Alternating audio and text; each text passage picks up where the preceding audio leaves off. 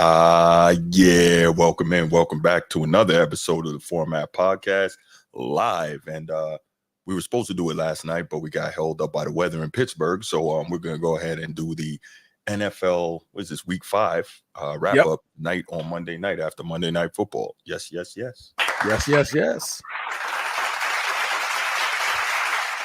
Be honest with y'all, man. We're getting old. All right, we retired.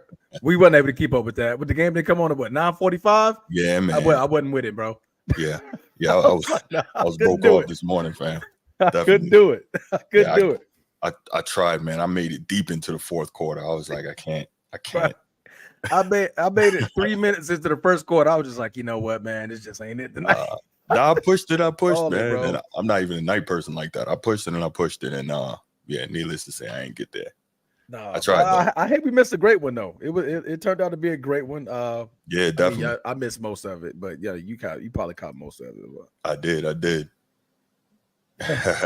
was a doozy. Oh man, first comment of the night, top of the night, fellas. Man. And y'all got the juice in the division, shaking my head. Yeah, man, yes, y'all lost against Dallas. We about to talk about that soon. Yeah, that was disappointing, man. But real quick before we go ahead and get started, first, y'all know what time it is. If you're here on YouTube, let's get it. If you're here on YouTube and you haven't already, please make sure you go ahead, click that like, that subscribe, that notification bell. Make sure you're kept up to date whenever we drop new content on the channel. If you want the audio only version of the podcast, open up your audio podcast platform, hit the search bar, type in The Format Podcast, and we should come right up. If you're enjoying the content, make sure you give us that like, that 5-star review, and drop a comment. All that stuff helps us rise in the algorithm, helps us find more sports fans, helps more sports fans find us. And finally, make sure you write it down, put it in your phone, set an alarm, do whatever you got to do to remember. Saturday nights at 7 p.m. we are live here on the Format Podcast, and we'll give you the opportunity to call in, talk to us, get at me. I love it. I can't. I love it. I can't wait. Can't wait. So real quick before we get started, hey, check this out, Transformer. So you had your joint on last night, so I had to go pull it out. You see that? You see the dust on that mug? Man, no, it's not dust, man. It's just, it's my signal core hat. You know what I'm saying? So that looked like some dirt. I had to show some love right there. You know what I'm saying? No, man, it's not, man. It's not. But I had to go ahead and pull that out, You know what they say about signalers, man. You could talk about us, but you can't talk without us, Hey, man. Hey, salute to you and your old-fashioned hat over there, bro, man. I'm proud of y'all, man. Y'all undefeated over there in Army. And, you know what I mean? Salute, man. Big salute, man. Shout out to you guys, okay? All right, let's get to it, man. So, obviously, Monday Night Football just wrapped up probably about 10 minutes ago. And, yeah, so we'll go ahead and start with that, and I'll let you run it, Transformer. All right, man. So Kansas City goes undefeated, stays undefeated. They, along with the Minnesota Vikings, are the only undefeated teams left in the NFL. Mm-hmm. So they got it done in Kansas City fashion, I would say. In my opinion, we finally saw New Orleans. I guess we can finally say that they have finally turned back into a pumpkin. Yes. Coming out of the first 2 games, they scored 91 points in the first 2 games. Ever since then, they lost 15-12 to Philly, 26-24 Atlanta, now 26-13. So y'all haven't even mustered up 25 points since the first 2 weekend, 2 games of the season. So then you don't have no easier matchups after this. I mean, you're going against Tampa Bay next week at 1:00. You got Denver after that, who's one hell of a defensive team. And on top of that, you're gonna be possibly without Derek Carr, depending on what they're gonna, what they say about his back injury. So 26-13 victory. Kansas City got it done in all facets. Looking at the total yardage here, 460 total yards to 220. That'll get it done any day of the week. And honestly, the score, me watching the game, the score could have got a lot more ugly than what it was. They only scored 26, but if it wasn't for missed field goal due to a missed pass interference call, that's 3 points right there. Juju literally just letting go of the ball in the end zone. That's 7 points right there. So it honestly could have got a lot uglier than what it appeared to be. But, it was a dominating football game, in my opinion, by the Kansas City Chiefs. Stopped everything that the Saints could do on offense, and they got it done, man. What do you think? I definitely think so, man. Again, so let me say this. to me, it's less about the Saints and more about the Chiefs, man. And what we're seeing is this team is a champion, plain and simple. Their DNA is championship, and it's getting scary because they can beat you in multiple ways, right? They can beat you ugly with a low-scoring game. They can, score middle 20s, and every now and again they can pull out an explosive one and do it that way. But now, as opposed to earlier in their dynasty where they were winning with explosive offense, now they're winning with defense. They're locking people up, man. And I know I say it every week, but once again, man, credit to Steve Spagnuolo. This guy is very quickly, if he's not, he's right there with the best defensive coordinators in the league. So, I mean, credit to that guy. That's without a shadow of a doubt, man. You're absolutely right. Yeah, because when rubber meets the road, I want to give you these numbers real quick. Yeah, absolutely. The Chiefs outscore opponents 26-6 in the third quarter this season, right? Coming out of the break, that's big. Before that touchdown, they've only allowed 22 points in the second half. That was the fewest in the NFL. Wow. There you go. So, I mean, that goes to show you, man, Kansas City goes in the halftime and they come out with a completely different game plan. Steve Spagnuolo just tells that defense, look, nothing cheap, nothing at all. Nothing cheap, nothing at all. Okay. Right. We don't want anything. Right. So that's a great stat about that second half defense, man. That's oof.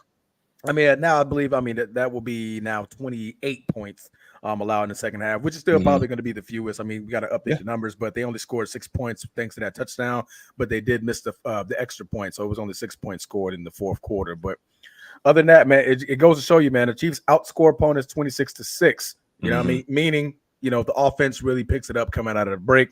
And 22, 28 now points allowed in the second half. We're in 5 games. 5 games. That's 28 points allowed in the second half. 5.3 points per game. Yeah. In the second half. Yeah. That'll get it done.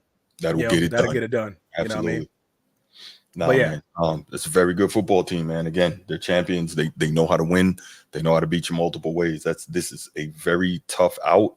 And obviously, because they're not as explosive as they have been in past years, they're looking to make sure they secure that home field all the way through in the playoffs. And it's going to be a tough spot to go in there and beat them again. So and then when you got Andy Reid, man, I mean, the man's one hell of a play caller. Travis Kelce got the snap and handed it off to Xavier Worthy for a run in the end zone. That was crazy, right? Touched the ball.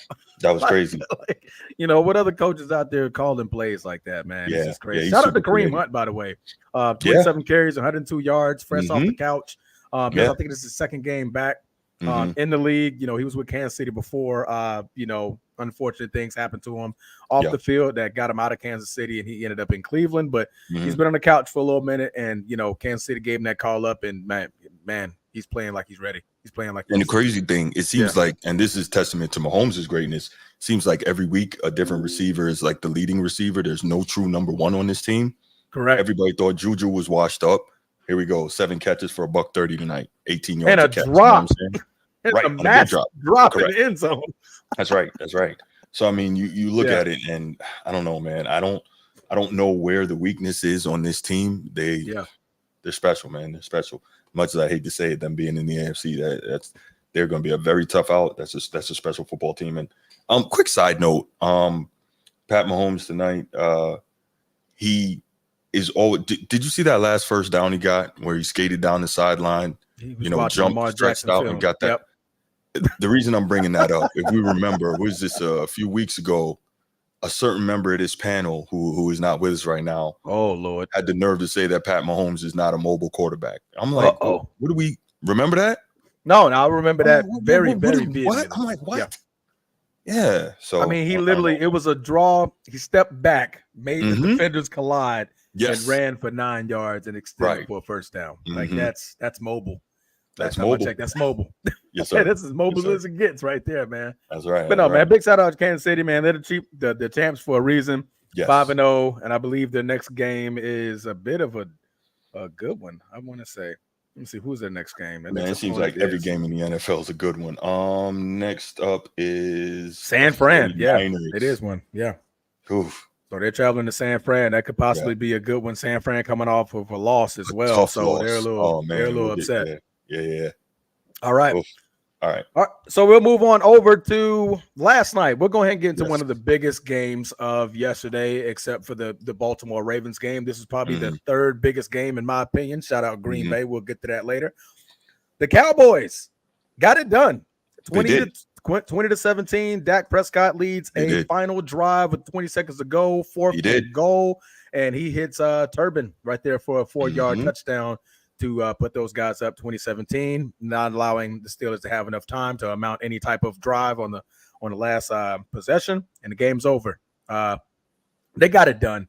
If you look at these numbers, man, you wouldn't believe that we're talking about the exact same Cowboys team. 445 yards. 445 yards to Pittsburgh's 226. Yes, they had 3 turnovers, but I was about to say they tried to give the game away. They tried. To give the game away. Pittsburgh didn't want it. You have 352 yards from Dak Prescott. He finally doesn't have empty calories. Yay. Nope. All right. He threw 2 picks, and one of them was bad. One of them was a bad end zone pick. Very, very true. And I believe he had a fumble as well that he jumped on. That saved him in that fourth quarter. It. That's right. Yeah. Dowdle, 20 carries, 87 yards. So we were talking about him not being able to run the football. What did they do better this game? They ran the football. 31 times for 109. And that, the numbers aren't gaudy, but the 31 times shows that they were intent on, sometimes even though you don't get big yardage, if you have the attempts and it creates the balance in your offense between running and passing, it helps to open things up for you. Sometimes you just need that balance and you got to have the attempts. So absolutely do for that. No, absolutely. And then, not only did you do that, but look on the other side of the field, you stopped the run as best as you could and you were down 2 of your better defensive ends. Down Micah Parsons, you're down DeMarcus Lawrence. DeMarcus Lawrence, and you only allowed 92 total yards. Najee Harris, 14 carries, 42. That's not good. Justin Fields, 6 carries, 27, but those are scramble yards. And then they had a couple of other carries from a couple of the running backs, but the yardage just didn't add up. No, it didn't. That Steelers offense probably needed a Russell Wilson last night. You think? I know G thinks that. But I was hoping he was here, man. I left that question for him. Right. It's starting to look as if that may be the case, right? Justin Fields, maybe he started off okay in terms of this season, 3-0. He's lost the last 2. He may be giving up his opportunity to have the starting quarterback job with this team. I think, and this is my opinion, if you can get Devontae Adams in there, then you leave Fields and give him some more time, because that opens things up in the passing game. Because it looks to me, when he goes downfield, he is very Pickens dependent. Clearly, they've created some sort of relationship, some sort of synergy. Yeah. He's always looking for Pickens and going to him downfield. Got the most targets last game, 7 targets. That's right. So, but he's got to, he's got to work on spreading the football around. So, I think that if you have a Devontae Adams, that helps that immensely. So, No, that's very true. He has to do something, because right now that offense looks boring. It looks stagnant. Absolutely. It looks stuck. And that's games like this, you're looking at this game like, man, defensively we did all right. We did pretty good. This is we're talking Dak Prescott in the fourth quarter, who just made a last minute touchdown. Other than that, the game was 13-17. If we could have mustered up and our quarterback could do a little bit more. Now, not to say Justin Fields playing bad. I'm not going to say that at all. He's not playing bad without a shadow of a doubt. He's just not playing good enough. Better, right? Yeah. You're not playing good enough. To give your team that extra cushion for the defense to have a little bit more rest, and to be able to put more points on the board. Man, you can't go in the game. I think they've yet to score over 20 points. Have they scored 20 points this season? I believe so. Let me see. I'm gonna bring it up. I think they have, but still, they need to be better, plain and simple. So they scored 20 in a win versus the Chargers.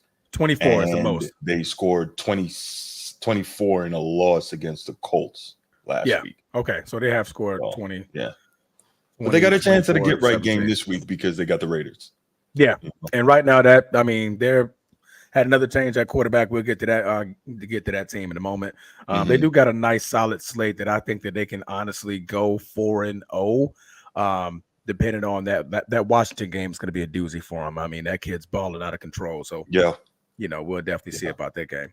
But right. other than that, man, the Steelers, you broke our hearts. You gave us all L's on our pick'em sheets. Right. We all picked the Steelers. Like, what's going on here, man? You know what? I'll take that back. I want to say G did. G picked the Cowboys. He may have. Let me go back. I'm gonna look at it right now. G for sure. He picked the Dallas Cowboys to win that football game. And mind you, he's not here to celebrate. I'm not even gonna allow him the time Wednesday to celebrate. He missed his opportunity. All right. All right, so we're going to go ahead and kick it back in the gear. We're going to go ahead and down the line of the weekly pick'ems. We're going to start off on Thursday. Thursday's Tampa versus Atlanta. I think I had this game. It was a doozy, man. Kirk Cousins, 509 yards, just throwing a rock. Yeah. Throw the rock. Yeah. Overtime win. Atlanta, like I said, walked back.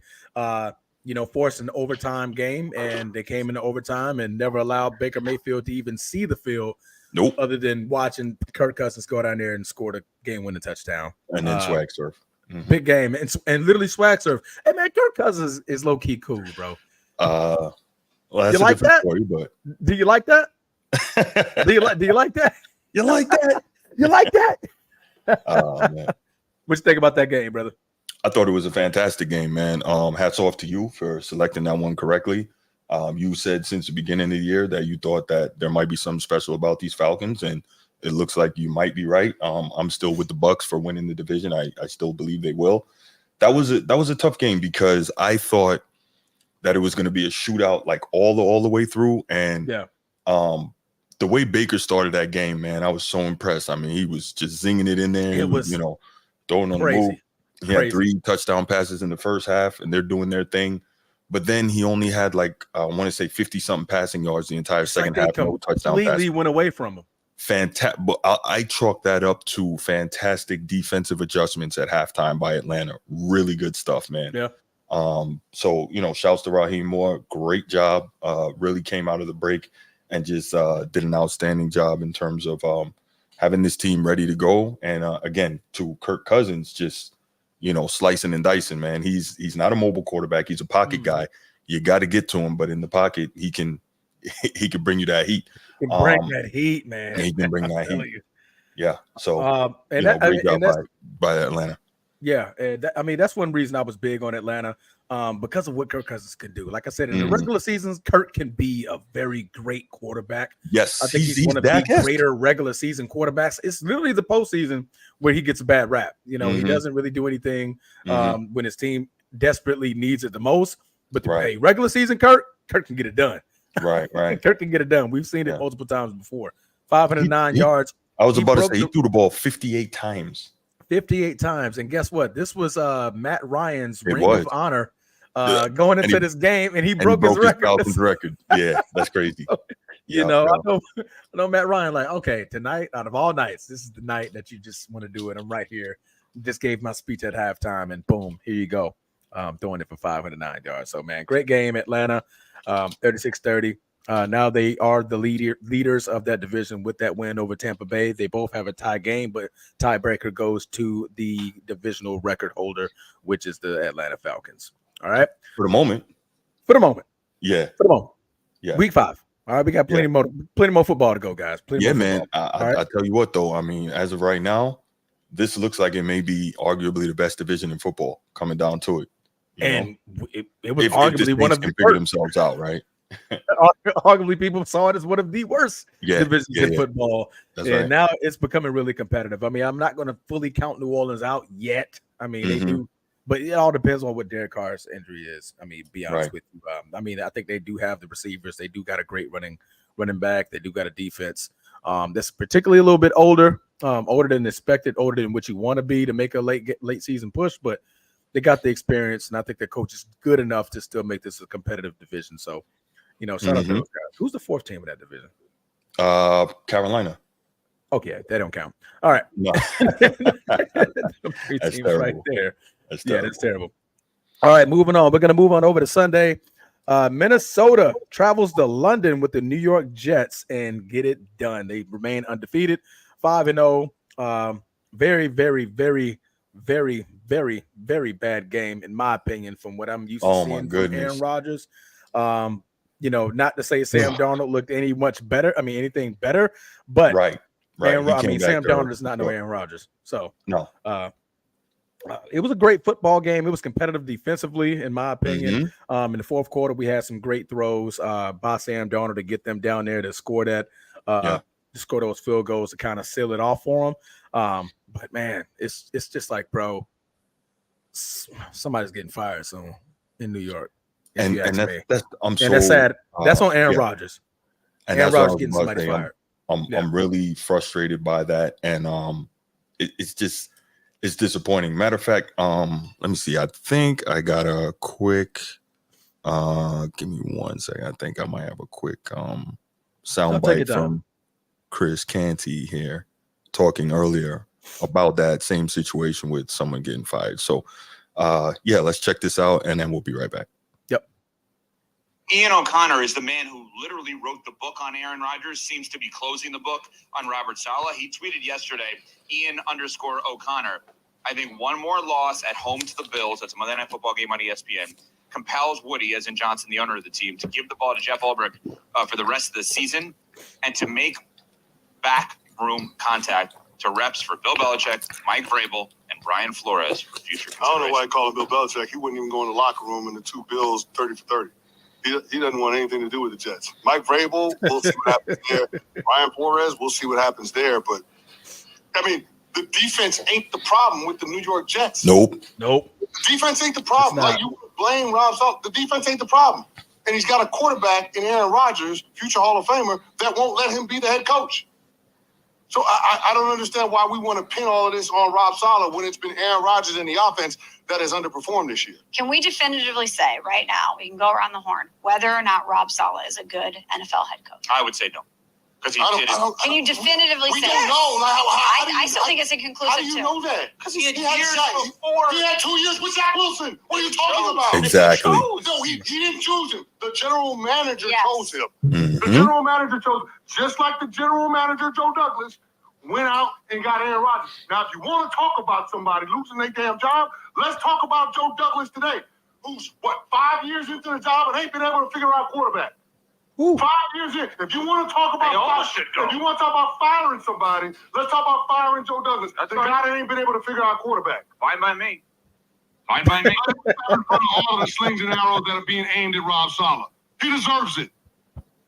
And that's a fact, man. That's really disappointing because, I mean, I know you've seen it when guys are going for a Navy SEAL selection and they get their wrists and their ankles tied up and they have to swim to the bottom of the pool, pick up stuff. That's what Robert Saleh has to do right now. You know, he's got his hands tied, he's got his feet tied.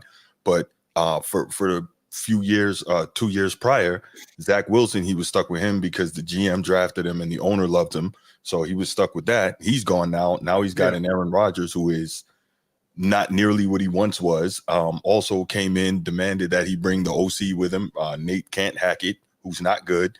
Aaron Rodgers' homeboy though. Old Lazard, and he brought his buddies with him. Yep. And so Rob Saleh is really in a position where he's been emasculated as the head coach. He can't really say anything to his franchise quarterback. Like, what's he supposed to do? He shouldn't get blamed for this, but he will, because why? They paid Aaron Rodgers. You paid a star quarterback who got to take the blame when it doesn't work out. Of course, the freaking head coach, right? He's going to get fired, and I'm not happy about it. Your thoughts? I mean, I 125% agree with you. Mind you, I'm a Aaron Rodgers supporter. When he wore this on his helmet, but I saw this coming years before we got rid of him. Right? He's just a problem. He's a problem. And if it's not his way, it's a highway. And I'm glad we let him choose the highway and got him up out of there. And I thought he would have changed or had some type of change of scenery, change of attitude. But honestly, it's awful over there. I mean, from the way he interacts with Robert Saleh on the sideline, literally just point deflecting the blame when it comes to anything dealing with the offensive line, the offensive of the entirety. Like, come on, man. You had 54 attempts, 244 yards, 2 touchdowns, 3 interceptions. What am I supposed to do with that, Aaron? What are you supposed to do? What am I supposed to do with that? I mean, I gave you Alan Lazard. I gave you your offensive coordinator. He's here. I'm giving you free. I'm having conversations with the Las Vegas Raiders to get you Devontae Adams. Like, what more do you want me to do besides pause, pull my pants down, let you start spanking me around like some clown around here? Like, come on, man. Yeah.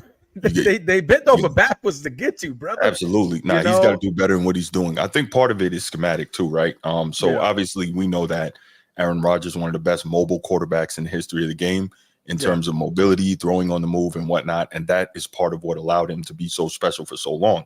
Yeah. Now that mobility, age 39, combined with coming off the Achilles surgery, that mobility is severely limited. It's not nearly the same, but he doesn't want to change certain things like what he apparently, and this has been reported, he doesn't like pre-snap motion. What's the point of pre-snap motion? Pre-snap motion allows you to clearly see what the defense is doing because it forces them to react to the motion, right?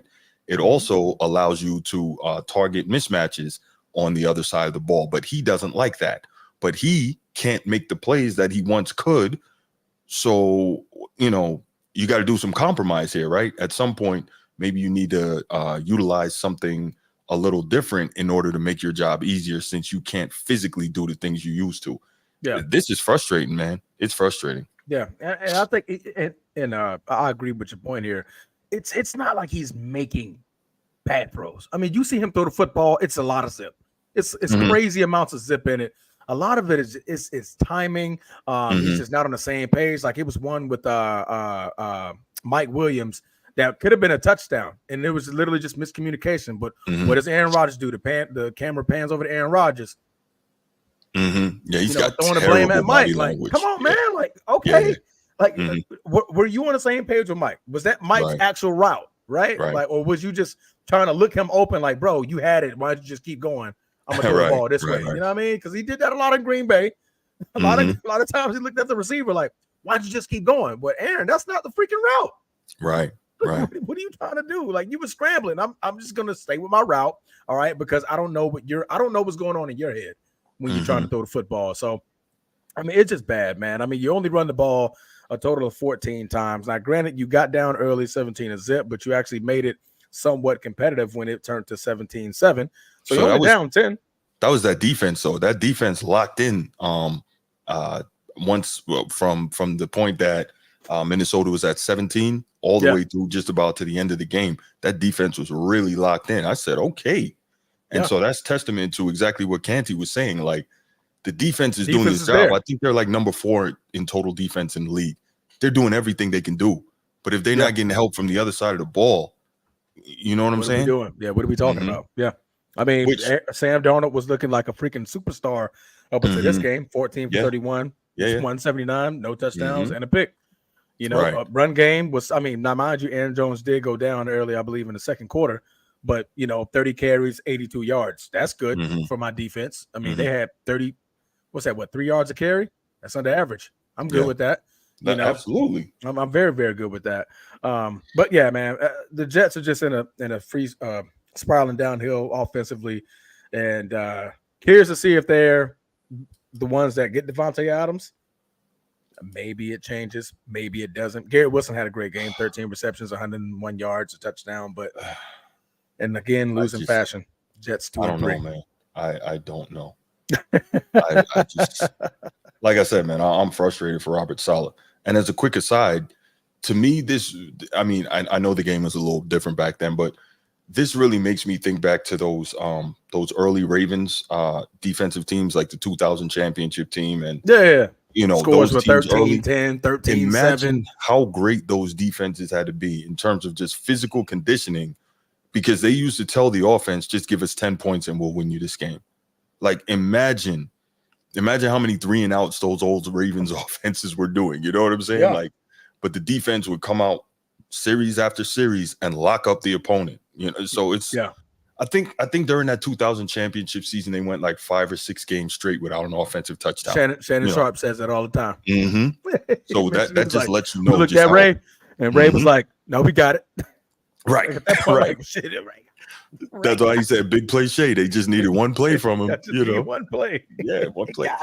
So yeah, man, I feel bad. I feel bad for Saleh, but he will most likely get fired at the end of this season. Tough, man. Tough. No, that's sad, man. Yep. But moving on, don't want to hang around too much with that game. We're gonna move on over to Carolina, traveling to Chicago and getting whooped in great fashion. The This Bears shocked me. Didn't win the expect game, 36-10. I mean, the game wasn't even close. It was a straight blowout. Caleb Williams looked great. There you 20 go. for 29, Yeah. 304 yards, 2 touchdowns. We're finally seeing that kid from USC. Yes, I was about to say his best game as a pro, and there were a couple of those plays where he was just escaping pressure and juking dudes out, and I said, okay, that's the guy. He looks more comfortable. No, now, absolutely. I wouldn't expect that he's going to be able to do that in the NFL every week, but he looked really good, man. 304 passing yards, 2 touchdowns, no picks. Very good day for the young Clean fella. Football. Clean football. And that's what the thing about it is, I mean, on top of that, how do you open up the game for a rookie quarterback? You run the football. Protect him and you run the football. Protect him and run the football. I mean, besides you take Caleb Williams out of the mix, they rushed the ball for 34 times. 39. And give you about 39? Mm-hmm. 39 for 128. No, I'm saying you take Caleb Williams out of it. Okay, I got you. Yeah. Take Caleb Williams out of it. You rush the ball 34 times. You damn near get 100 yards. You get 3 touchdowns in that 100 yards. That'll get it done for a rookie quarterback. That'll get it done. You know what I mean? You're taking the ball off out of his hands. You're allowing the run game to predicate everything that the defense is going to do. That's right. Defense has to show his hand. Now he can literally see, okay, right. I got him now. That's right. Play action, cool. I can do what I do at USC because now I can see the field. The running game has taken the defense out of the game. I can do something with it. Yes. Now, mind you, it is the Carolina Panthers. However, it is a great game for Caleb Williams. I'm not finished to sit here and sugarcoat that, but it was a great game for that kid, man. You know, the red rifle was going off last week, but I was about to say I didn't give him credit. That's why I picked Carolina in this game. I didn't expect that Caleb was going to come out and do it like this. So yeah, shouts to the young fella. He definitely did his job, and congratulations on his first big game in the NFL. So we'll see, what's to come with him. No, what's to come? They go to 30. They go to 3-2. They're currently second place in the division. I believe we're holding the 3rd spot with the same record. But they're 3-2. I think they have a good couple of games coming up next. Not sure. I'm not looking at their schedule real quick. Let me see. I had it up, but I think I exited it out. Wait, you were looking at the Bears schedule? Yeah, the Bears. Oh, they got the Jags. Okay. So that's a favorable game. You're going to be in Chicago. Jacksonville doesn't travel well when it comes up the north. And, you can easily walk out of there, sadly for me, but 4-2 with a great dub against Jacksonville Jaguars. And that's overseas because that's at 9:30. Where are they at? They're going to London? Probably, yeah. Yeah. You know how that goes. Boy, them overseas games. Here we go. Yeah. And, I take that back. Jaguars are pretty much undefeated over there. So they play well over there. They play well overseas. So you know how that goes. Hey, Jacksonville might want. I mean, the Bears might want to tighten up over there. But anyway, they did great. Rookie showed his behind. 36-10 victory. There's not much else to talk about. The game was literally over at halftime.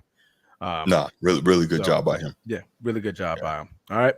Moving on, we're going to go into the best game, in my opinion, of the weekend. Shootout. Was it a shootout? Was it, though? Man. Yeah. Was it? Woo. I call that, when you talk about no defense played, that's a game right there. You're right. By two of the most premier, one of the most premier in the Ravens. But, the Bengals, their defense is shitty. I told you that last week. Yeah. But 41-38. Lamar Jackson and the Baltimore Ravens and King Henry. Let me not disrespect King Henry like that. King Henry, get it done. I'm gonna let you go ahead and take off on that, brother. I'm not even going to go ahead. I'm not even gonna go too hard on this pause. It was just a great back and forth game. Joe Burrow, I want to say this, he did everything he could do to carry his team. 30 of 39, 392, 5 tuds, 1 pick. Really played extremely well. Now the pick was dangerous and it hurt. Jamar Chase, 10 for $193, 2 tuds. I mean, what are you going to do with that, right? Exactly. That's his guy, right? The Ravens did what they do. They pretty much shut down the run. 23 carries for 71 yards.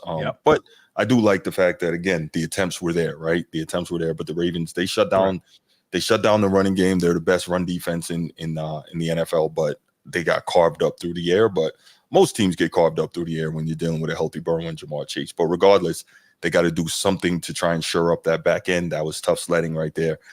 Zay Flowers, big game for him, 7 catches for 111. He's not Correct. Jamar Chase, but very good game.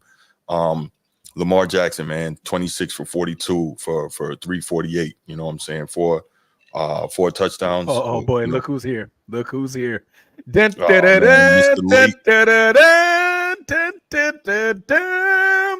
Somebody called the trumpets. The man G has arrived. He heard the Ravens were being talked about, and boy, he's here. We need to get you a new watch, man. You're muted again. He's muted. Again, he's good for that. Again. The mute Gentlemen, right my apologies for being tardy. Hey, Uncle Shay, get on him. Uncle Shay, get on him. Get on him, Uncle Shay. Oh man, Give me 2 seconds to get my life together first and foremost. All right. We're gonna let Bruce continue talking great things about the Ravens, man. Go ahead. Continue, Bruce. Yeah, no, where was I? Yeah, so just looking at it, Lamar Jackson, 26-42, 348, 4 tuds. I mean, just a fantastic game, as we mentioned earlier, clean game, no turnovers from him. We saw Derrick Henry. Now, this to me is a big thing, right? So 42 passing attempts from Lamar Jackson, 34 rushing attempts for 175. So Monken seems to really be figuring out this offensive balance now. He's getting the running game cranked up. Derrick Henry held in check for most of the night, right? Yes, because he was slightly pissing me off in that second half. Well, the attempts were there, right? And also Lamar was hitting on all cylinders in the passing game. But then you see Derrick Henry got held in check, right? But what do we keep saying about Derrick Henry? He has to get his touches because he's going to break one. And what happens? As soon as we get into the overtime, they hand it to him. Boom, 51 yards right there. Sets up what's my man's name? Justin Tucker. And, the rest is academic. I was surprised they went for it right there on first down, but they believe in their guy and, he got it done. So, really good game, exciting game. The Ravens did what the Ravens do, and they continue to be the best offense in the NFL. And it's weird because you don't think about them that way, right? Yeah. G hurt Ravens and ran 4-2 to get facts.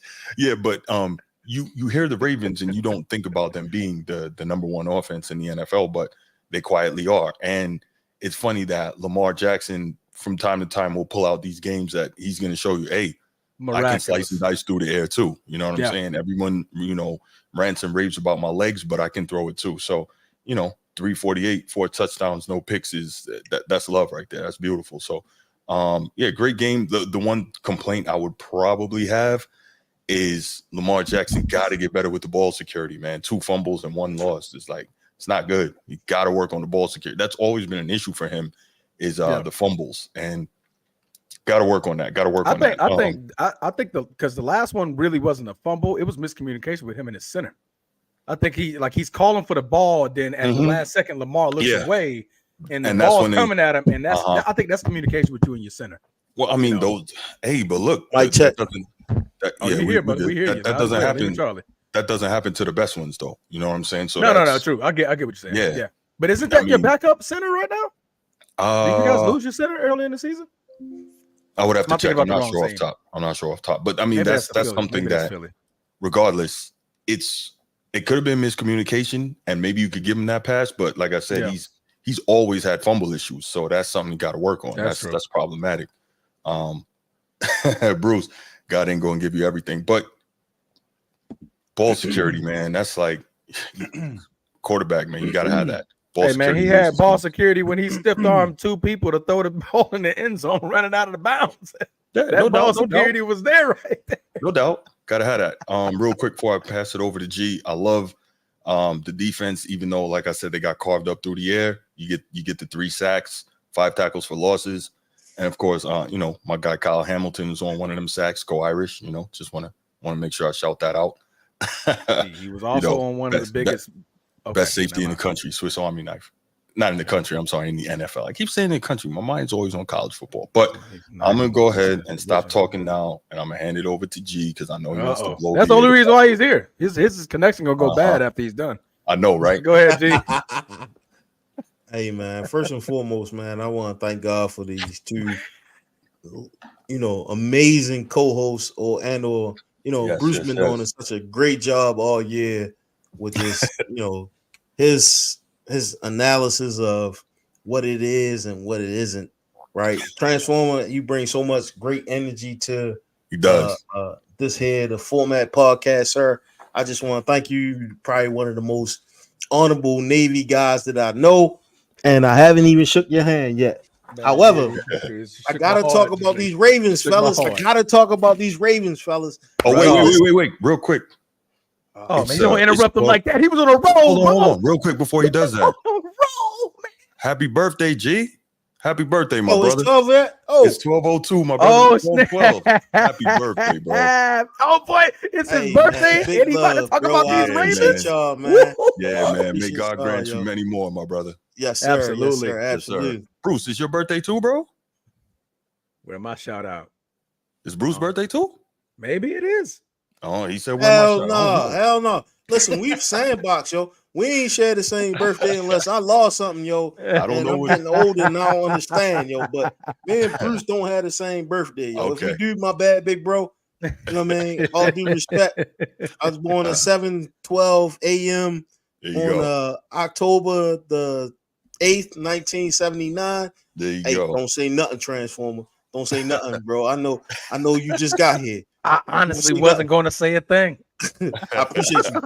Yeah, me and Bruce don't got the same birthday, but shout out to my dog, man. I've been knowing him since the sandbox. But I got to talk about my Ravens right now, man. Man, go ahead, brother. We've been waiting on you. Man, you talking about one of the most, man, this game was big because, for most of the season, man, like people didn't think we could, close out games. And, we had an interception, right? We and we lost the ball with Lamar fumble, right? He had a double feed, right? He had a double feed and lost the round. However, right, they didn't capitalize off of that double feed, man. And when his weapon got jammed, they couldn't finish it out, and we took Tucker.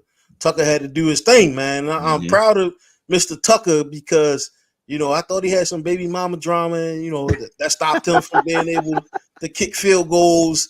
In the clutch. Struggling a little earlier in the league. Yeah, he was struggling. Man, I think that was his first 50 yards. Looking like himself. Big struggling, man. But what that told me is like when it comes to adversity, my team can close it out, man. For the first time in the season, we was able to kind of do what we need to do. King Henry, he laid it down, bro. Like no question. And I know Bruce talked about he talked about the fumble that led to the stiff arm, which the stiff arm led to a touchdown pass.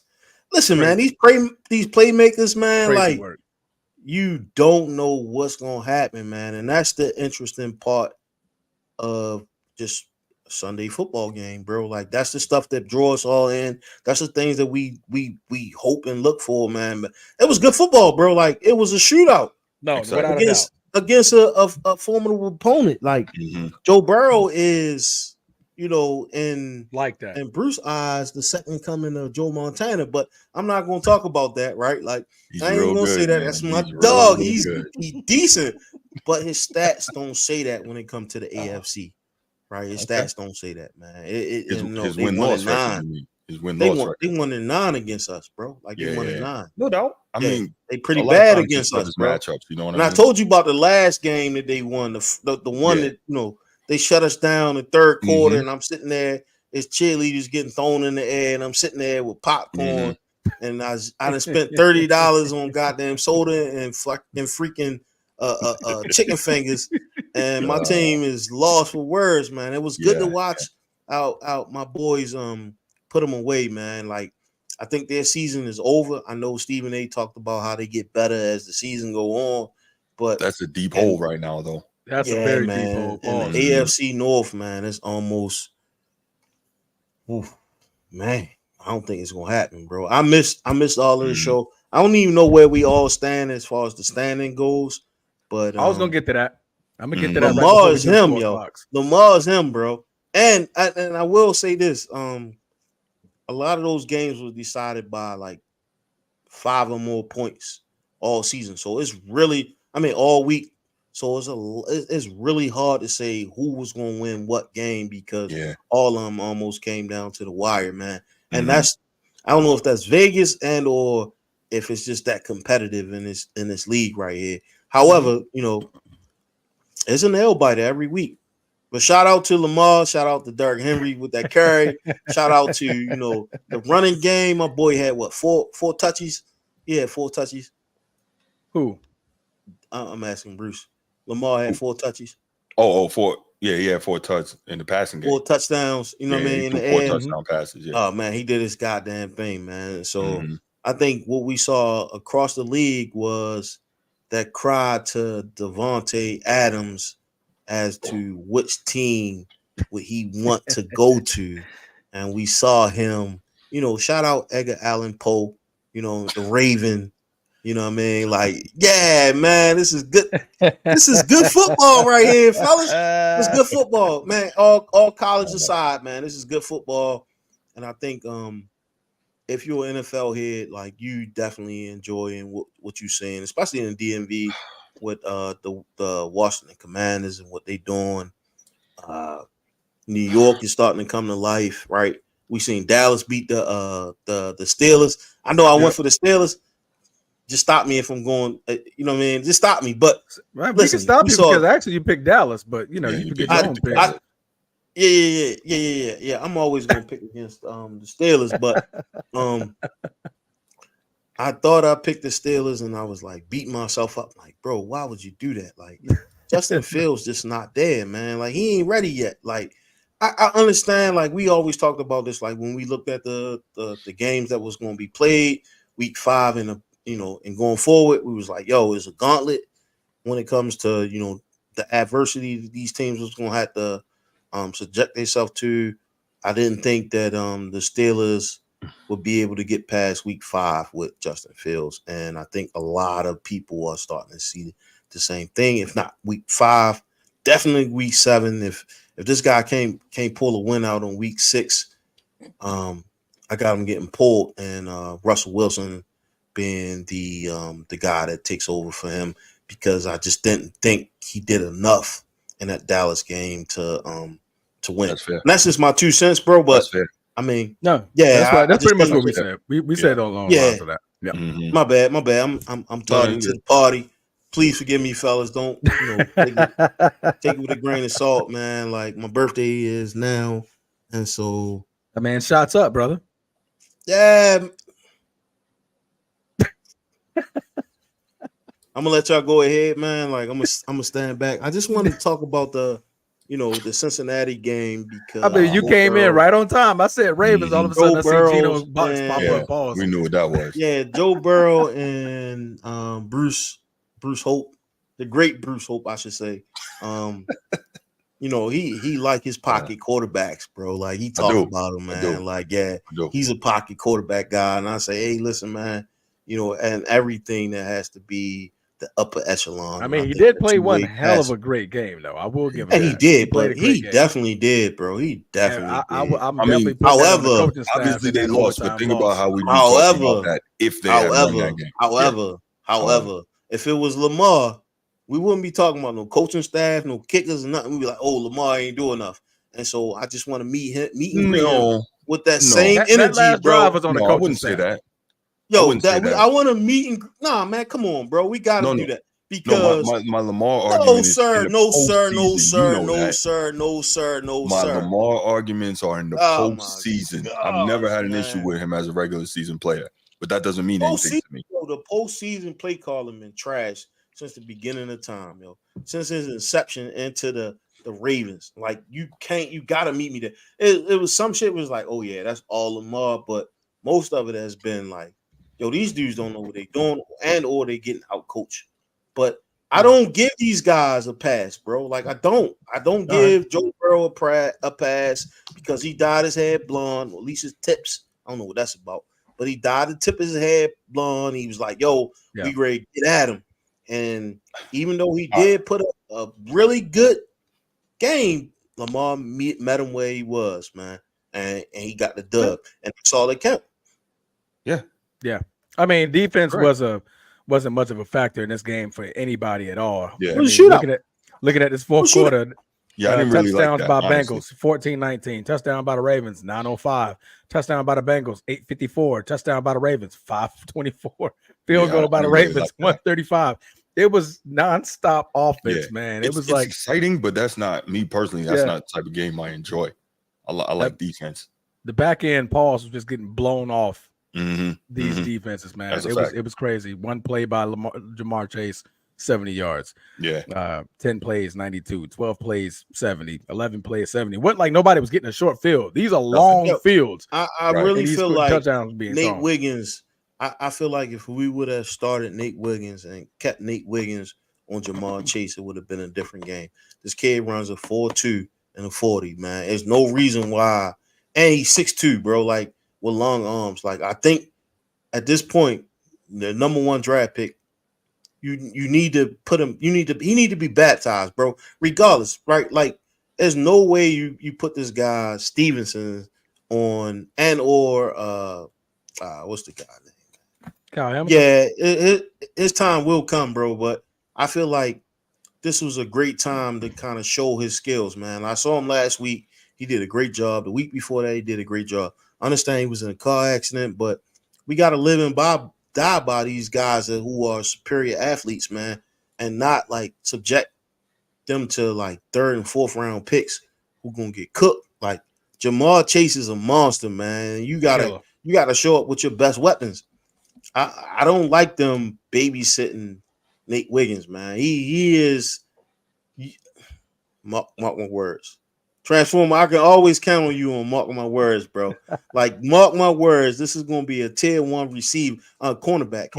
He's a tier 1 cornerback, and there's no reason why we shouldn't be just like spoon feeding him, work. Like he should be getting baptized in it, bro. Like the same way we do these receivers. But that's my 2 cents. Like throw him in the fire and see what he can do. I agree with that. See why you drafted him first.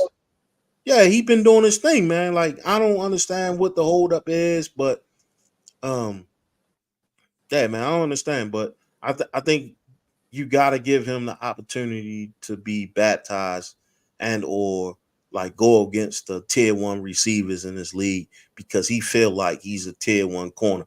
And if you got all platinum fronts in your face, I'm putting you against number 1 of everything.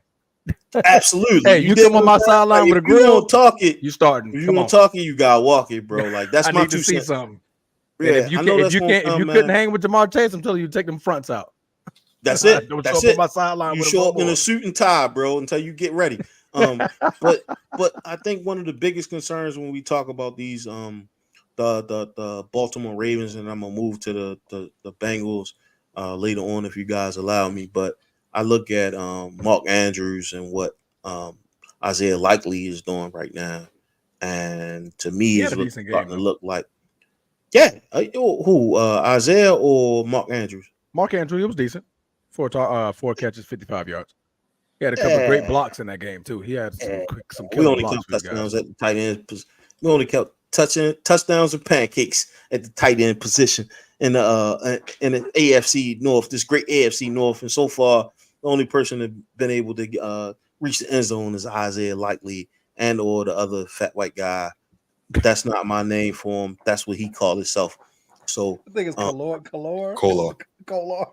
Yeah, he called himself the fat white guy. But at the same time, bro, like that's not me. That's not me, bro. That's not my saying. But I think I would like Mark Andrews in a trade package.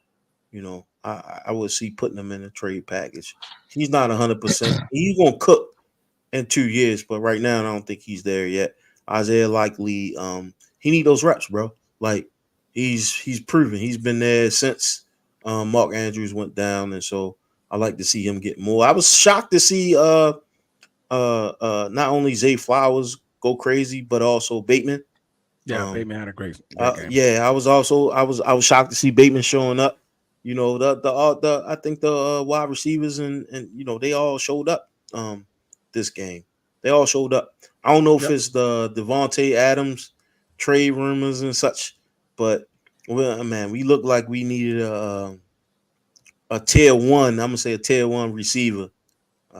But okay. And then last but not least,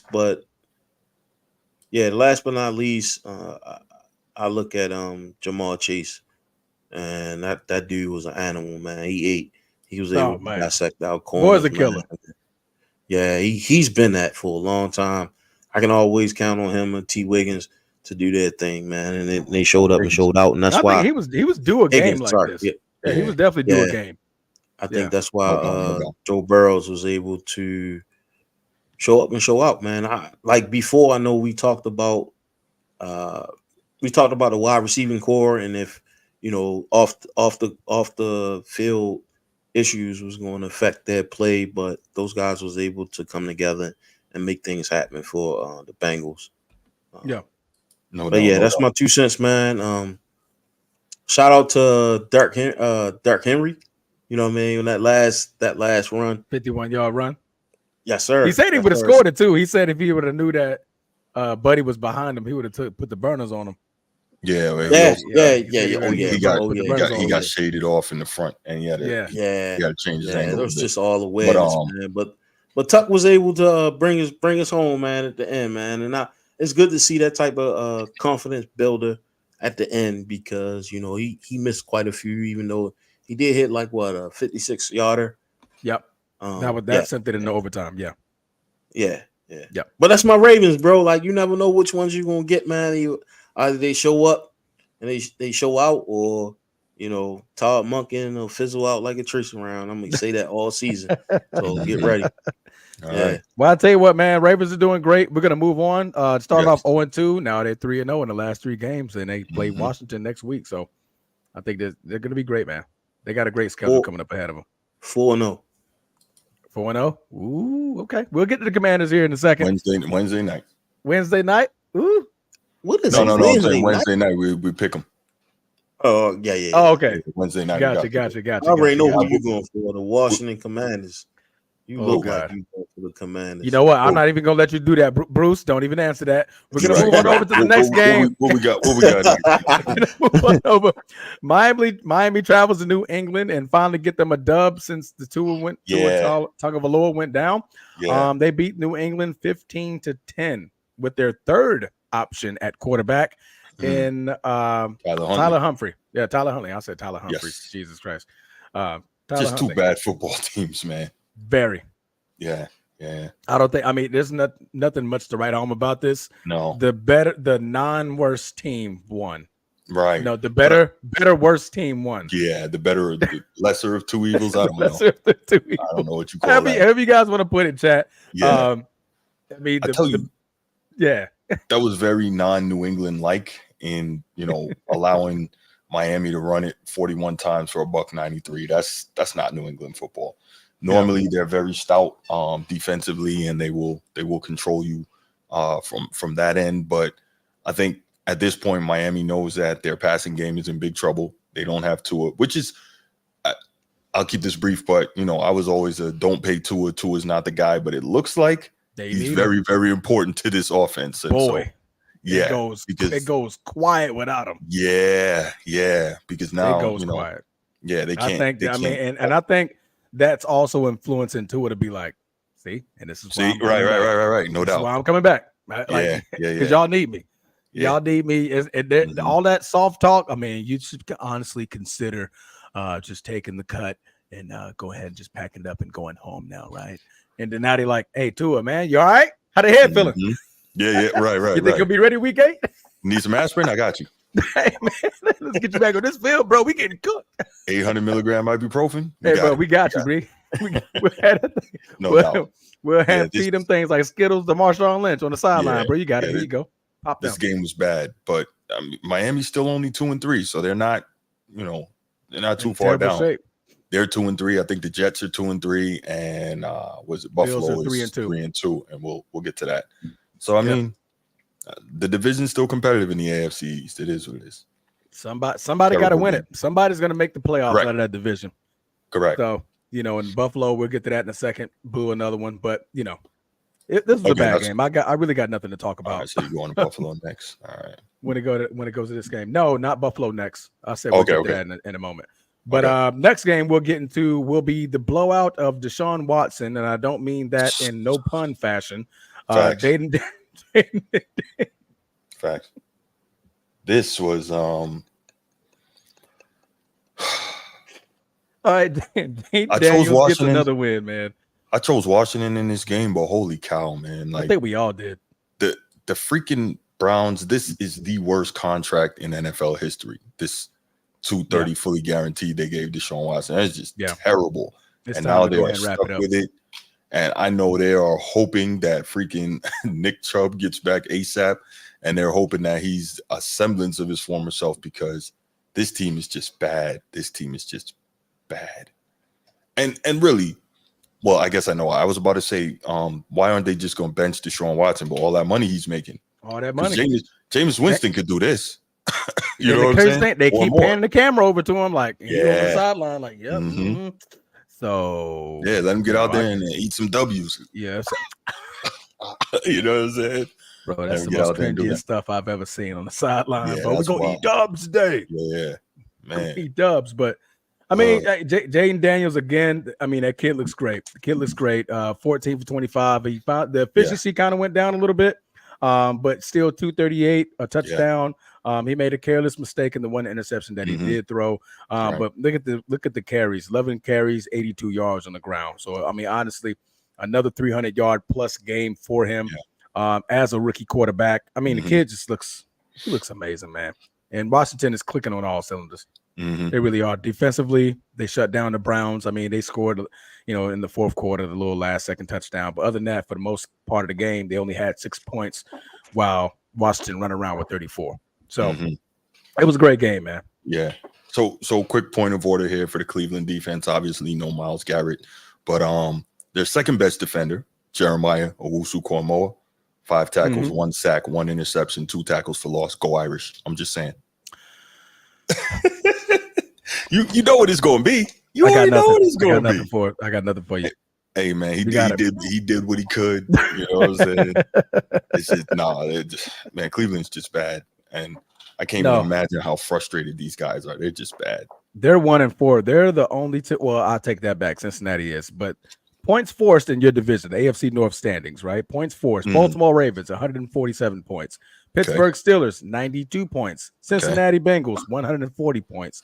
Cleveland Browns, 79 with a $240 million quarterback. 230, but still 230. So still a lot.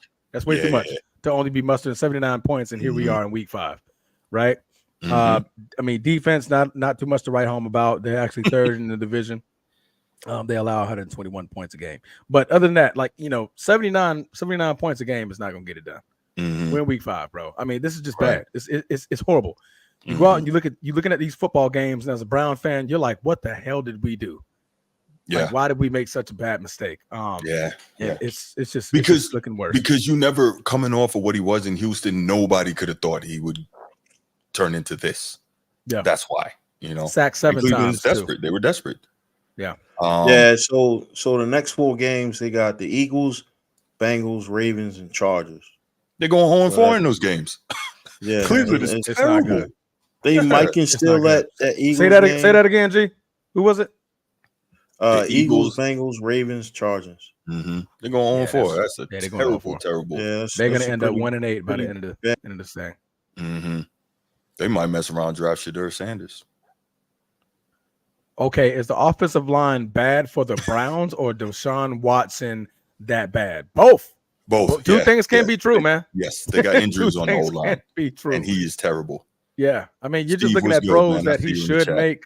He's just not making them. I mean, granted, he is scrambling on, some key drives and things like that. But I mean, it's only so much that you can blame on your offensive line when you're just not even making good throws, brother. Correct. Now, granted, we're gonna see when Nick Chubb comes back. If he can be 80% of what Nick Chubb was, he could be maybe that can open things up for him. Yeah. I'm a big predicate on, if you got a good running game that opens things up if your quarterback is doing bad. So we'll see. He's off of IR now. He was on practice squad, I believe, this week. So he may suit up sooner rather than later. They're not trying to wait too much longer. Yeah, bro. But put him in the game. I mean, at the same time, like as we've seen when there comes to players coming back, like how efficient are these players after taking that extensive time off, right? Like they're not being able to come in and getting a 30, 40, carry load. No, true. Very true. We saw Adrian Peterson do it, but not. Yeah. That's an anomaly. Nick Chubb, I know. He's the freak of all. He was a freak. Then that's a blessing for the Browns, but bro, like that's really not gonna happen, bro. No, even though they showed us tape of him squatting like hundreds of pounds, but I think he's squatting like 580. That dude there. Yeah. That's normal business for the average person. Like he ain't doing nothing out there. 500 pounds, that's light work. Okay. For squatting? Yeah, that's light work. Okay. All right. So oh man, boy. I'm a strong dude, and I ain't even doing that. Real talk? Real? No, I think my heaviest squat is 475. Yep. Okay. Yeah. No judgment. I'll crack 495 with a spot, but that was with a spot. So he helped me out a little bit. Pause. All right, where we at? Max I got. All right. Moving on. Now we over here talking about squat games. So Jacksonville finally gets a dub in Jacksonville. They sound off the Trumpeteers. Joe, the wondrous Flacco, the ageless wonder, almost got it done, but it got into overtime and things just couldn't shake his direction. I'm sorry. He almost got it to overtime, but things couldn't shake his direction for his defense. They lose 34-37 Jacksonville Jaguars. What you got on that? But G, I'm sorry. I wouldn't be as specific. I'm sorry. G, you guys. Is that me? Okay. Yeah. G. Man, so I mean, anytime Joe get close to winning the game, right? Like anytime Joe suit up, it's a good day for whatever team he's on because they call him January Joe. January Joe. In October, Joe. bro. January. You know what I'm saying? Like he make magic happen when once you get him there. Like I still think if they stay with Joe, they have a better opportunity to get into the postseason than they would with the guy that Anthony Richardson. Yes, sir. Yeah. So I'm not mad at them losing. Anytime you're a backup quarterback and you're taking over somebody, you don't have an entire playbook, right? And this is a Super Bowl winning quarterback, and anytime you open the playbook up for him, a lot of times you will see. I'm just amazed by how this guy is still relevant right now, man. We thought he was going to be retired. Do you know why he's still relevant, G? You know why? I mean, he can still throw the ball. That's it. Like he not necessarily a. Listen, man, there's no Joe Flacco slander going on right now. What Joe Flacco slander? There's no Joe Flacco slander going on right now. This is our Super Bowl winning quarterback. I'm about to tell you why he's still relevant. He hasn't won anywhere else. But we will say that as our Super Bowl winning quarterback, there's a lot of us secretly rooting for this guy, man. Regardless, I'm a Flacco guy. I am a Flacco guy. People who know me will tell you. We're not gonna say he elite, right? Like, but he can throw the ball. He can get close when he's on his game. 33 for 34, 359, 3 touchdowns, no interceptions. I mean, and the boy got something down on the ground. 23 when yards. he's on his game, he can get close to elite. Oh man, like, hey, that's Flacco. Great white hope. So the reason why Flacco is still relevant and he's still doing his thing is because he's a pocket quarterback. And when you're a pocket quarterback, you don't have to rely on athleticism. So as you get older, you can still be very, very effective. That's why he's still relevant. If you're a super mobile quarterback who's very reliant on athleticism, we're seeing it with Aaron Rodgers right now. When that leaves you, now you have to play a completely different way, and it can be a lot more difficult for you. I'm not saying you can't do it at that point, but it's a lot more difficult for you. It's one hell of an adjustment. Yes, it's the same thing in basketball. If you're a super athletic player, when that leaves you, if you don't have, the other stuff, it's a lot harder for you to be effective. That's why Flacco's still nice, because he's a pocket guy. I'm not getting to this shit with you, Bruce. You don't have to. You did great. You don't have to. I just gave you the real. That's why. That is exactly why. Right. That is exactly why Lamar took his goddamn spot, because he ain't have a pocket to pass out of. Lamar been running for his goddamn life before Joe Flacco broke his leg. Right. And in Indianapolis, he gonna be eventually running for his life, and he's not gonna be able to make those plays. And so that is why the league is moving more to a two-way quarterback versus a pocket pass. You will often see that, hey, listen, they could be 90% a pocket passer and at least 10% a mobile quarterback. That's why these guys not winning no more, because it's not relevant. Like, it's not happening. These guys are bigger, stronger, faster, and they getting to the quarterback in that pocket. They getting past those offensive linemen, and you need to have somebody with a motor on them and some type of agility and or awareness to get away from them big motherfuckers. Because when they come and hit you, it's a wrap, bro. Like, you seen what happened to Cam when Von Miller destroyed his whole Super Bowl situation, man. Like, he was a mobile quarterback. His line was trash, bro. Like, that destroyed the whole Super Bowl for them. I can't remember what year that was, but it was a while ago. Yeah, it was a while ago. However, it's still relevant because these guys really, like, Von Miller really destroyed. It destroyed. Seems like the guys who can get it done from the pocket keep winking rings. G. I think he meant winning rings, but that's Steve. Yeah. I mean, if you look at back in time, but now it's a different game, bro. Like, not even back then. Yeah, I can't remember the last one. The only one I can say winning rings is Tom Brady. The GOAT. Yeah, Stafford was last one. The GOAT, and he had to get that shit out in like 3 seconds. Like, it wasn't no sitting in the pocket. He was getting that shit out in 3 seconds. All right, so this is not the reason I said what I said is not an indictment against mobile quarterbacks. You can't figure out how Flacco is still relevant, and I told you why he is. But that said, do we have anything else, or are we moving on to the next one, Transformer? Man, if you ain't got nothing else, I mean, I'm not finna, put it past, but I'm gonna go ahead and shout this out real quick. Trevor Lawrence, 28-34, 371 yards, 2 touchdowns. He got a dub, man. All right. 250. How much did he get paid, Bruce? 250? 250. Hey, he gave you 371, man. You happy? He did. No, he played a great game. He played a great game. You might get one of those out of every 5 or so, Hey, I definitely want to throw that up there, man. I definitely want to throw that in there. All right, moving on to a big game, big loss for the AFC, I believe. What's this? Josh Allen was terrible. Josh Allen travels to Houston, loses in a very, very tough nail biter, 23-20. In a combination of bad quarterback play, and at the end of the game, I would say bad coaching to give Houston the ability to get the ball back and pretty much ice this game in the fourth quarter. What do you got? What do you got on that, Bruce? Man, excuse me. I was in and out of this one watching Red Zone, but just looking at, man, Josh Allen, a lot of throws missed, 9 of 30 for 131. Started off the season really hot. This is just a terrible game, but I will give credit in that his completion percentage was terrible.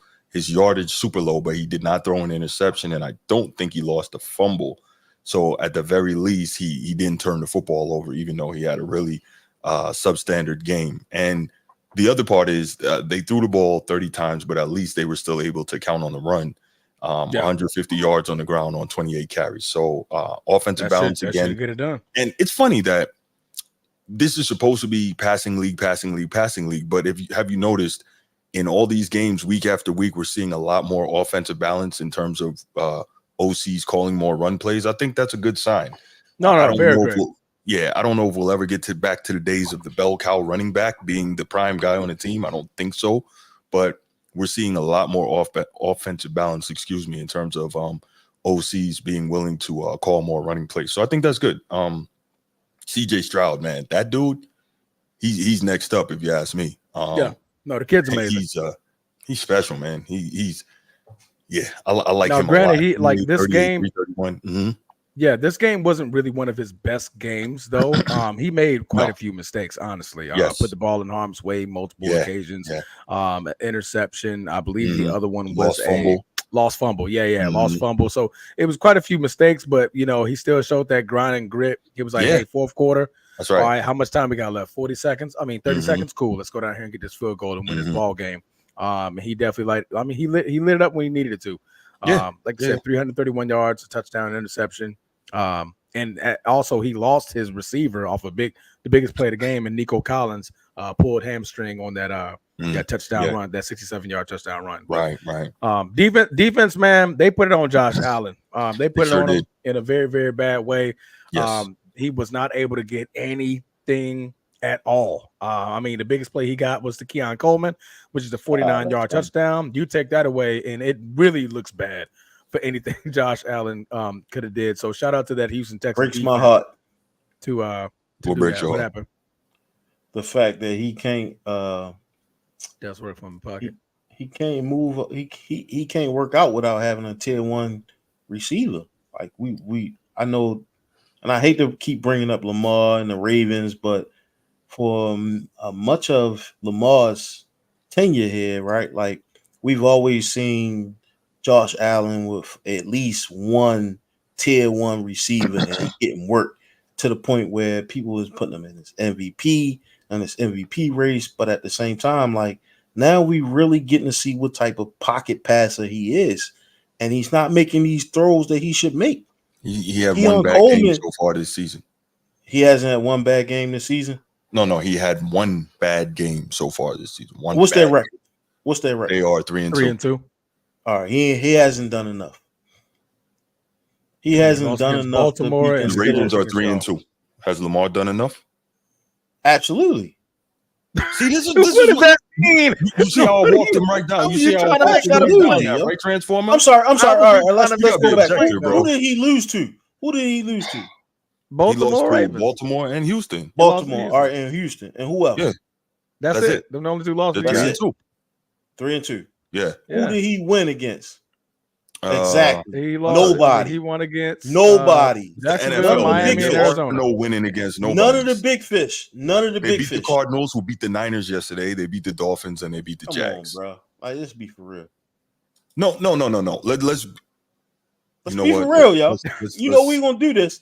This can go one or two ways, bro. You know it can go one or two ways.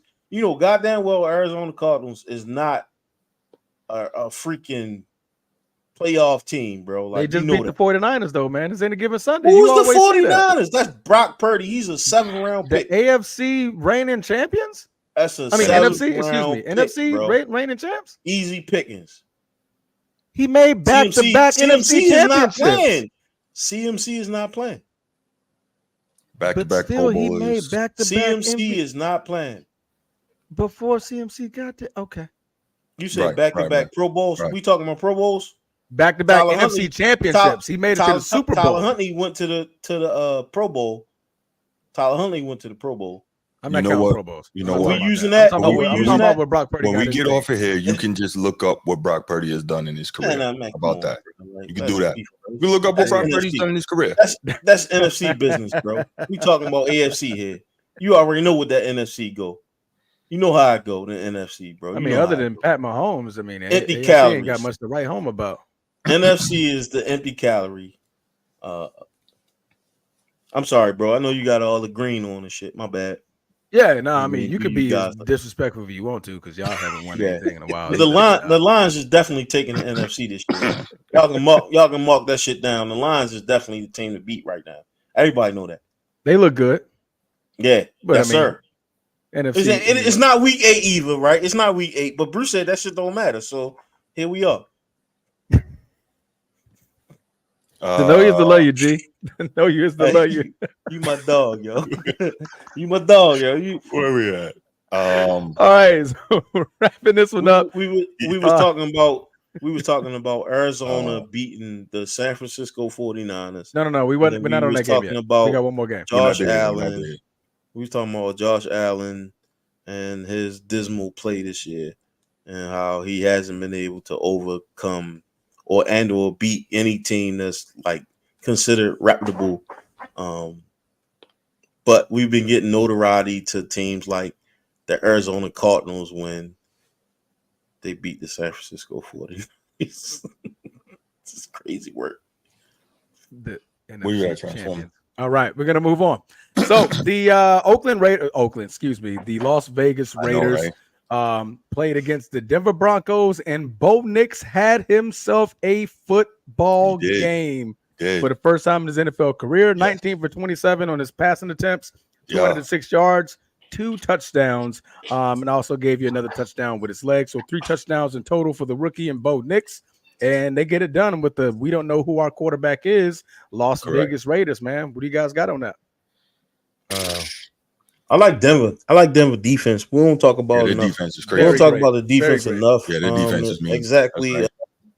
When I think what's the kid name that had number 2 in the league? Patrick Surtain. Yes, sir. Him. Yeah. He had 2 picks, one for 6 points. And 100 yards. 100 yards. Yeah, that's what elevated them over the Oakland Raiders or the Las Vegas. Yeah, I get it confused all the time, man. Don't worry about it. Yeah, but yeah, man, Marcus Allen, 2 picks. Marcus Allen, Bo Jackson era. I get it. Techno Bowl. Good football right there. They went away and came back. No, man. They had a great game. Bo Nix showed his behind.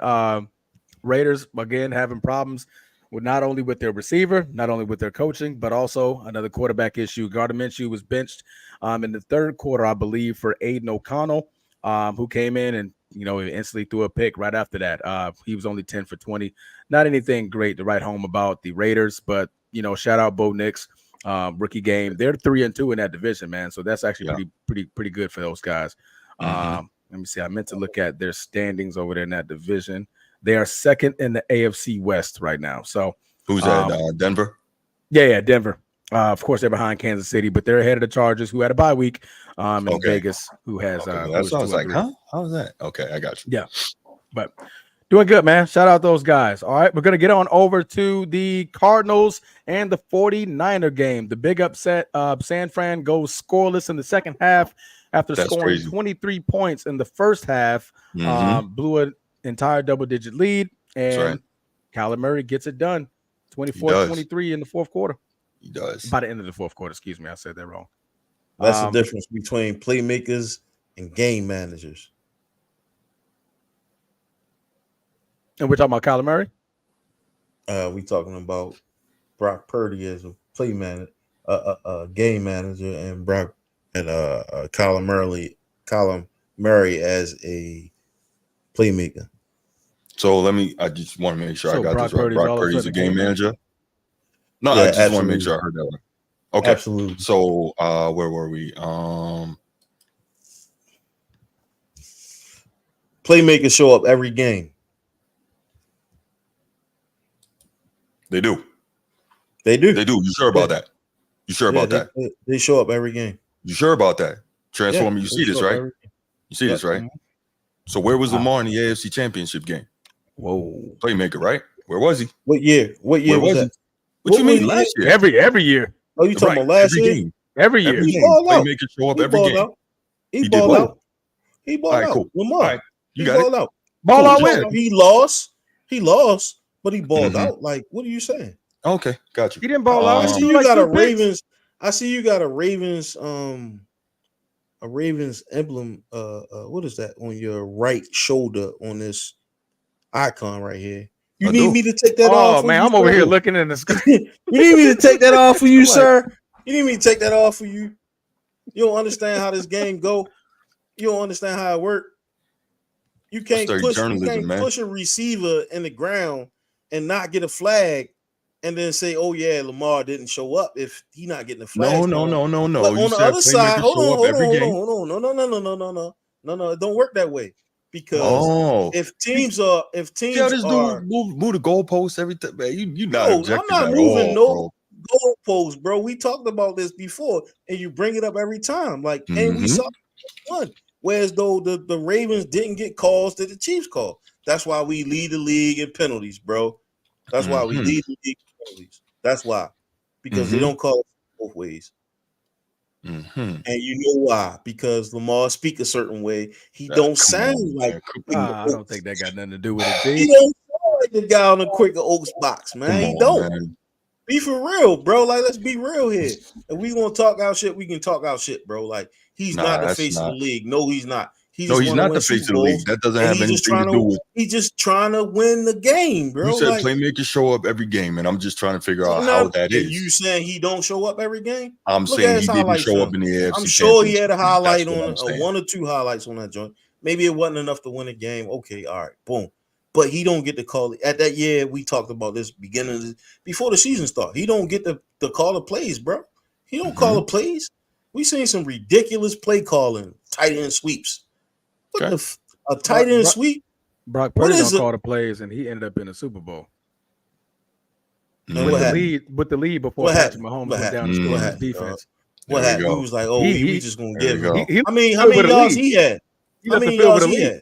You have to feel. He just lost to the Arizona Cardinals. Be for real, bro. Be for real. Y'all lost against the Raiders. What are you saying? I'm just trying to figure. You see the reason has a loss on his record against the Raiders. The reason I do this is because you're not consistent, man. When it comes to Lamar, you got any excuse in the book, man. Any team can win, but goddamn, you ain't gonna tell me that Lamar is not better than Brock Purdy. And he took the goddamn MVP from nobody. I don't think nobody said that. That wasn't even. But you said the start of this conversation. The start of this conversation. You said that's the difference between playmakers and game managers. You called Brock Purdy a game manager. We don't want to say that. We don't want to say that. Wax to say that. I've never said that. Not better than Lamar Jackson. So I've never said Brock Purdy is better than Lamar. That's not what we're talking about. We're talking about the game management. Kyler Murray is better than Lamar Jackson. What are we talking about? What are you talking about? Where are you? I'm asking the question. All right, I'm asking the question. Now I sound crazy because I'm asking y'all. Nobody said nothing like who is the better quarterback? No birthday shots kicked in. No birthday shots kicked in. No, sir. Now it changed when I asked you guys who's the better quarterback. All right, y'all, wow, man. You're changing the conversation. Exactly. You're changing the conversation. It had nothing to do with anything. When I asked y'all who the better quarterback, now everything changes up. I said, who the better quarterback? Is it Brock Purdy? Is it Brock Purdy or Lamar Jackson? Really? That wasn't the original conversation. Not even a question. You changed the conversation. What was the question, bro? That's not even a no. I'm saying that's not even a question.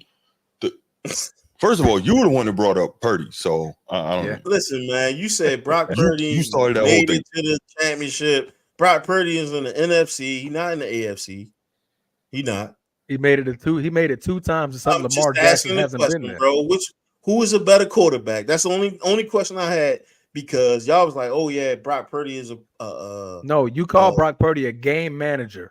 He is a game manager. Come on, I don't think a game manager can give you 319, 292, 282, 244, 231. Which one the kid looks good, man. Better.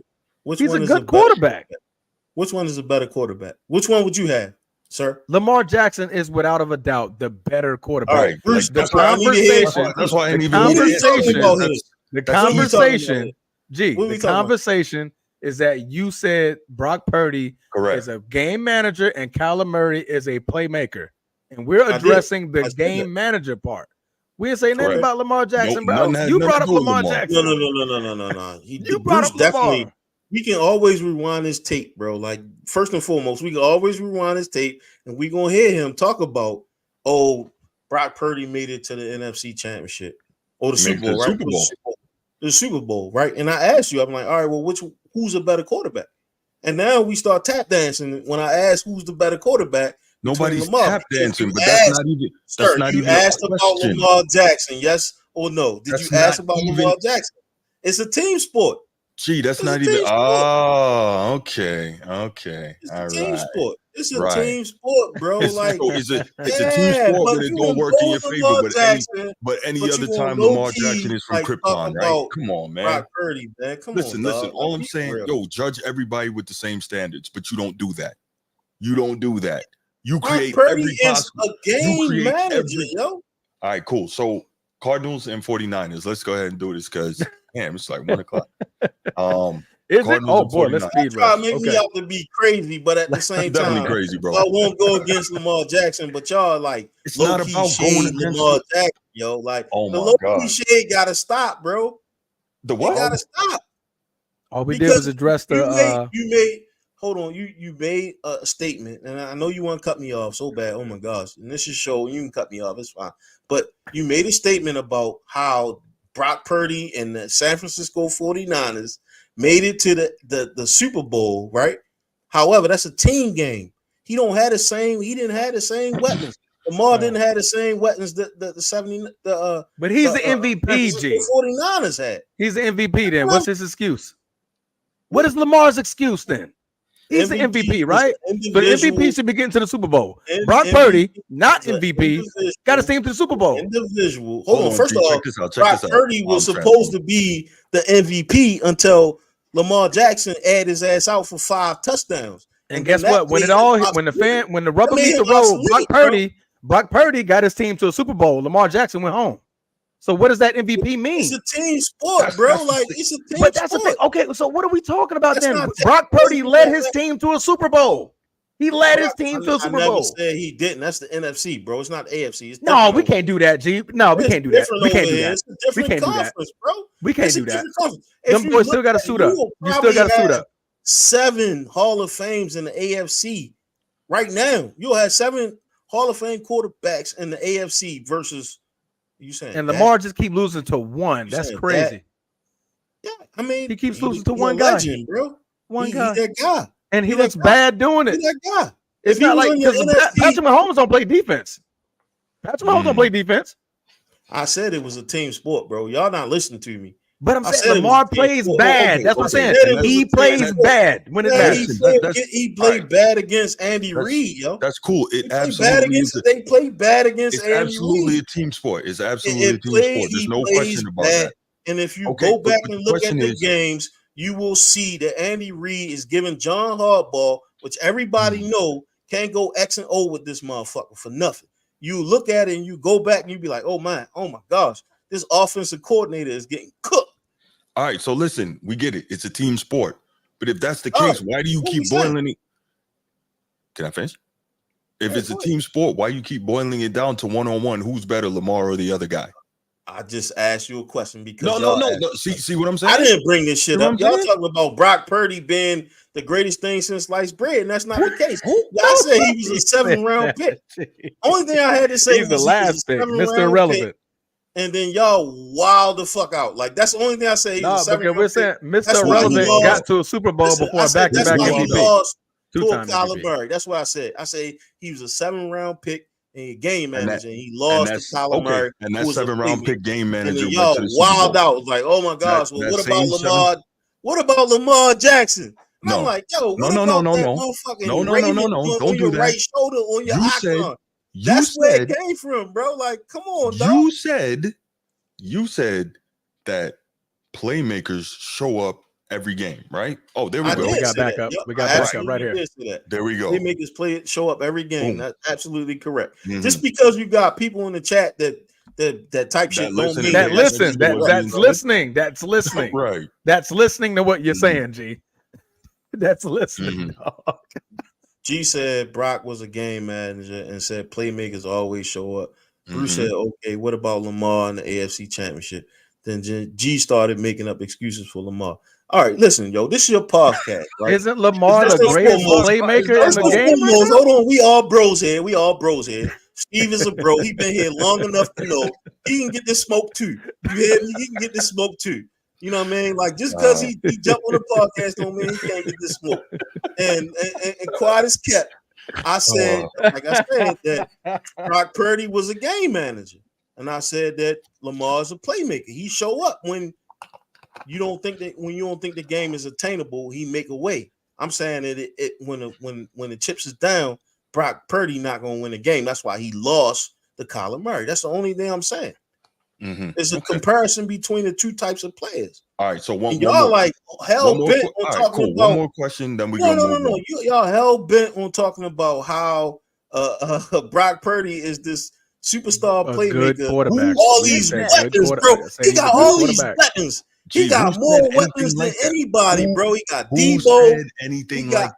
He got so many weapons on his team, bro. He shouldn't have lost to the Arizona Cardinals. That's the only thing I'm saying. Who said Brock Purdy was nothing else? Who said Brock Purdy was a superstar playmaker? Now you're making stuff up. Oh my God. Who said that? Man. Be for real. Said anything? You said he was a playmaker, bro. You said it out your own two lips. You said it. You can go back and read it. No, I didn't say that. You go back and listen to it. I say he's not a game manager. You said he's not a game manager, bro. If he's not a game manager, Transformer, did I say that? No, he didn't. Okay, just he did. What easy, Bruce? What easy, Bruce? If he's not a game manager, there's only two categories here, bro. You either game manager. There's only two categories, sir. What's the third category? And hold on. What is the third category, sir? I'm gonna keep this simple. Third category, sir. No. Hold on. I'm gonna keep this simple. We already identified. Hold on. We already identified that Brock Purdy is not as good as Lamar Jackson. So if Lamar Jackson is far superior to Brock Purdy, right? I think we can agree on that, right? Let's go there. If only as good as your last game and he lost to Kyler Murray. Okay, that's fine. That's fine. Okay, cool. Okay, fine. Okay, great. So we know that Lamar is better than Brock Purdy. We know this. So if that's the case, Kyler Murray, that's the question. That was it. We talk about Lamar and your game manager, right? So he's superior to the game manager, Brock Purdy, and I'm cool with that. That's fine.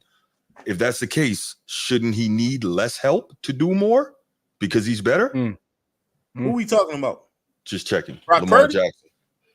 Brock Purdy? Brock Purdy, by virtue of not being as good, that's why needs more. Mr. Irrelevant, by the way. Mr. Irrelevant. Right. So Mr. Irrelevant. Exactly. So he needs more help, correct? They've been boosting him up, bro. So like, come on, yo. So he needs more help, correct? So he needs more help, correct? Look at his tight ends. Look at his running back compared to who Lamar Jackson had, bro. Right. He needs more because he's not as good. So he needs more help, correct? He's been given more. No. That's yes or no. He's been given more. Yes, that's good. Correct. Mr. Irrelevant been given more. However, he was able to take. He's been able to take the position of quarterback from multiple quarterbacks who was drafted way above him. Yes. So again, if I'm not as good as you, I need more help to have success. Right. That's logic. Correct. That's literally the last pick in the draft. Right. So I need more help. So then you can't hold it against me that I have more weapons because you're better than me. So you don't need as much help. Bro, see how that works? Walk you right down. I just say he was a game manager. That's it. I tell you what, man. He's a game manager. I'm glad you never had to go to Vietnam. I'm glad, man. You just stepped right in them. You ain't never had to go to Vietnam. You just stepped right in them punchy kids. I'm glad you ain't had to go to Vietnam either. I ain't walking you into the traps, G. But it's all good. Yeah. Let's go ahead. You ain't had to go to Vietnam either, bro. Let's go ahead. I know you think you know everything, bro, but you don't. I know you went to broadcast journalist school, but you don't know everything, bro. Man, you can't learn everything in a 4-year course, my brother. I'm just telling you that. That's a fact. I agree. Yeah, I agree. I'm just saying, Brock Purdy is a game manager, and everebody know it except the Format Podcast. I just wanted to. I'm more help. You got it. I'm gonna end my piece with this right here. Lamar Jackson, 2-time MVP. Yeah. All right. Correct. In 6 playoff games, he's 2-4. These playoff games, he had 48% completion percentage, 194 yards, 2 touchdowns, and an interception. I'm just going to talk about the facts. I'm not talking about emotion. Talking about my quarterback. I'm not talking about emotion. He had one game. My quarterback, and we not talking about one game. Love. 39 completions, 59 attempts, hold a match, 365 yards. Good game. Hold a match to him, bro. Lost. Joe Love can't hold a match. AFC wildcard game, 179 yards, 0 touchdowns, 1 interception. Next year, a loss, 14 for 24, 162 yards, no touchdowns, 1 interception. Y'all ain't never been Very next season, AFC divisional championship game. This was last season. The NFC, bro, is thick over here.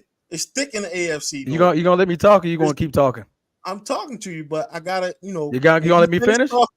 When you finish talking, I can't even finish talking, bro. You're being emotional right now, bro. I let you understand that the Green Bay Packers hasn't been relevant since Brett Favre. We won a championship since Brett Favre. You don't even know your facts, bro. 2010, look it up. Aaron Rodgers, are you dumb? Oh my gosh, Aaron Rodgers. That boy's a real dummy. You talking about the one boy's that's a real dummy. That shit in the bed. bed. Win a championship with Green Bay. You talking about the one that's in the Jets and shit in the bed? He non-distinct. Yeah, because he's 41 years old, bro. Okay, let's keep it. Let's see Lamar Jackson at 41. He probably won't be in the league. All right. You did just say Green Bay hasn't been relevant since Brett Favre. Oh my gosh. Now that's 1995. I like this shit. That's what I'm built for, yo. That's what I'm built for. You know what? You guys are right. However, what does Green Bay have to do? You understand that Lamar is the next best thing. He's the next best thing, and you guys with that green and gold or the cheese heads, that shit's not going to happen for y'all in a long time. All we're saying is we want to see Lamar show it when it counts most. That's what it keeps getting back to, man. Listen, show it when it counts most. Don't eat the dick now. Pause. Don't eat the dick now. Right? Like big facts. Like when it come down to it, y'all already know what Shorty about, man. And I understand. All right, I did get the Aaron Rodgers shit wrong. Facts. Very wrong. I got the Aaron Rodgers shit facts. Listen. I overshot because he been gone for so long. I forgot all about him. It's only been 2 years. Nobody even knew that this motherfucker still exists, and then he popped up on the motherfucking Jets, and he shit in the bed. He just won 4 MVPs. We talking about relevant quarterbacks right now, bro. We talking about relevant quarterbacks who is actively winning games for their team, and Aaron Rodgers is in it. And so far, Lamar just got the 3-2. What y'all gonna do with Love? But I don't think he's him. In one season, he made it further than Lamar Jackson did in his first 5. Oh, that's a fact. You in the NFC, bro? Like that's a weak. I don't care where we at, bro. That's an excuse for your team. That's a weak ass league. Excuse for you. You know that the AFC is a gauntlet. All right, AFC. You lost against the Chargers. You lost against the Chargers, the Titans, the Bills, and the Kansas City Chiefs. Come on now, what's your excuse, bro? We lost to the Chargers, right? Lost to the Chargers. Who are they? Are they? When the last time they ever been relevant? When have they ever been relevant? Phillip Rivers. Okay. Tennessee, what's your excuse? They put 9. Tennessee, what's your excuse? 9 in the box and they was able to beat Tennessee, what's your excuse? They put 9 in the box. Tennessee, what's your excuse? Tennessee, what's your excuse?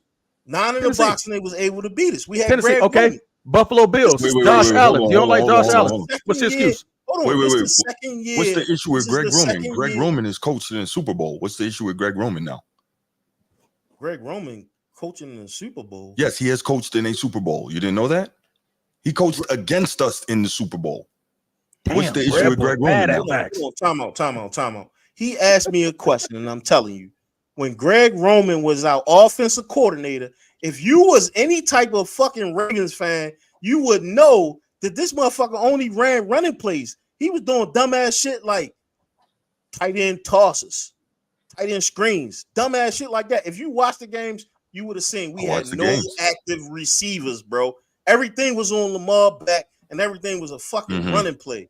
So if you was watching the game, you ran the same scheme in San Francisco when they got to the Super Bowl. What his resume was, yo. But you bringing up Greg Roman as if he doesn't know what he's doing is my point. He did not do, yo. And that's why we bounced his ass up out of here, because he didn't have those playmaking, those wide receiver passing plays. Everything was low tier, like nothing. Like we had no motherfucking. I agree with you. Wide receivers, bro. I agree with you that his passing concept needed work. You bring it up like it's not the case. Are you listening? Are you listening to what I'm saying? Are you listening to what I'm saying? Are you listening to what I'm saying? I'm saying I agree with you that Greg Roman's passing concepts need work. Fired. Are you listening? Are you listening? I'm listening. Okay. He got fired. Relieved. I agree with you that Greg Roman's passing concepts need work. Yes, I get it. He got fired because it was inadequate. Let's say that he got fired because when it was time for us to go in the playoffs, he couldn't get past the first and second round. You gonna let me? That's it. You going? No, Right. I'm telling you. So- I'm telling so you. I know you. You know.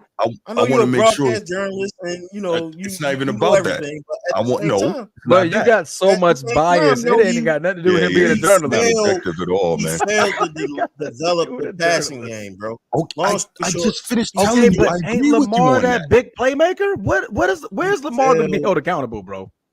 How is Lamar going to be held accountable? He's not going to do that. But that's not even the point. You can't hold Lamar accountable. He can't. I just finished telling you that I agree with you that his passing concepts weren't good. I just finished telling you that. What I am saying though, see, because two things can be because of what you started. You didn't hear because I didn't hear because of what you started with. You didn't hear because you got 2 ears, 1 mouth. That means you should listen twice as much as you talk.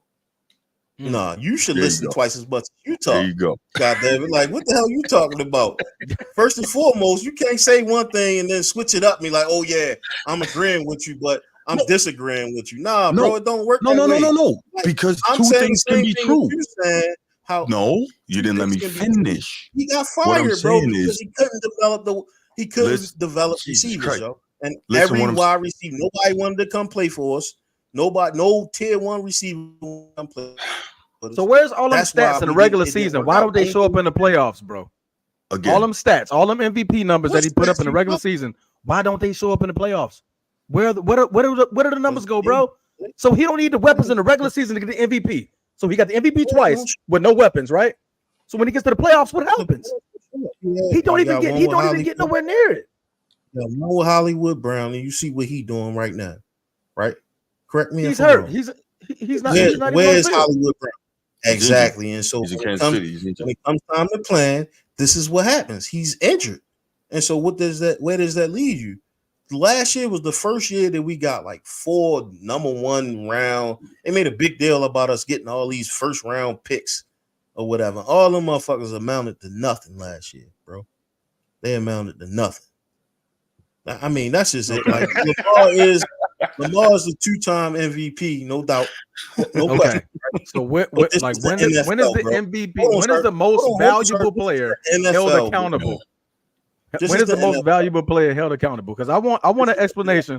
How'd you lose against the Chargers? How'd you lose against Tennessee? How'd you lose against Buffalo? How'd you just shit the bed against Kansas City when you're the 2-time MVP? Person to go back and be like, oh yeah, we lost all these years because of this. How did y'all lose? Do we have the MVP back MVP quarterback? Like, you can't tell me what team, what game y'all lost against. The only thing I'm saying is, bro, we're talking about Lamar Jackson. What this ain't got nothing to do with Green Bay, bro? Listen, I'm not saying Lamar is the best thing since sliced bread. I'm gonna tell you. We're just saying be good when it matters. At least he was hurt. He carried the team to where they are. And if you know football, you know that everybody shows up hurt in the playoffs. G. 16 games, absolutely. Everybody's hurt, bro. Absolutely, bro. However, there's nobody running like Lamar's running in the goddamn season. No other quarterback is doing that, bro. Who cares about the regular season now? Aaron Rodgers got 4 MVPs. What are we talking about? You got to drag that same body into the playoffs, sir. You got to drag that same body into the playoff. And I understand what y'all saying, but y'all 2-time talks. Y'all say one thing 1 second, and then y'all switch it up and say another thing. Like, I want you to go back and read this. I mean, look at this. You got to understand. 2 things can be true, G. 2 things can be true. One thing is for certain. It's a team sport. And so you can't put all that shit on the ball if the defense is not playing, bro. Okay. You can't all right. 14 years. Wait. Okay, watch this. Say that again, This G. is playoffs, yo. It's a team sport, and you can't say nothing if the defense don't show up. That's what you just said, right? I'm gonna just put up like 3,000 yards. No. I want to make sure I got this right. On the ground, yo. Like, no. First of all, who else doing this, yo? Who else doing this, bro? Hold on. I just want to make sure that ever did, bro. I just want to make sure I understand what you just said. Not these mediocre quarterbacks, yo. You talking about somebody that hasn't been doing this. 1,500 yards. You all over the place, man. You gotta put together a coherent argument, bro. You everywhere, man. You everywhere. You blaming Greg Roman. You saying he's sorry, but he used the same system and got to a Super Bowl. So I'm trying to figure that one out. Different situations. That's why it sounds like I'm all over the place. But it's 2 of y'all, and so I gotta address both of y'all with the same energy. But you can't address the question that we asked. Why we lost to a certain team in the playoffs, and I said, yo, that shit just scheme. At the end of the day, it's scheming. Shit you But do in the he's the playoffs. MVP. That don't mean that if we He's don't a dial playmaker, up, and they always show up. Right. He's the ultimate playmaker at this point.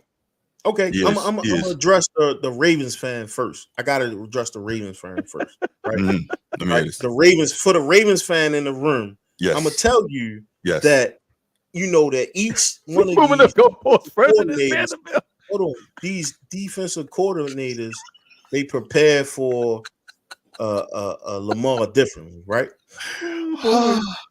Is that a yes or no? I'll agree with that. Defensive coordinators, they prepare for Lamar differently, and so if Lamar is your only threat, then that's easy for you to, you can put 8 in the box. You can stop the RPOs. Correct me if I'm right. If you can put 8 in the box, you can stop the RPO. 8 or 9 in the box, you can stop APR. We never had a situation where we had a tier 1 wide receiver who could stretch the field. And then last year was the only year that we had somebody who could stretch the field, whereas though you couldn't put 8 and 9 people in the box. Correct me if I'm wrong, right? Correct me if I'm wrong, right? So just because of one type of defense, he just shits the bed because of one type of defense. So that doesn't make you great.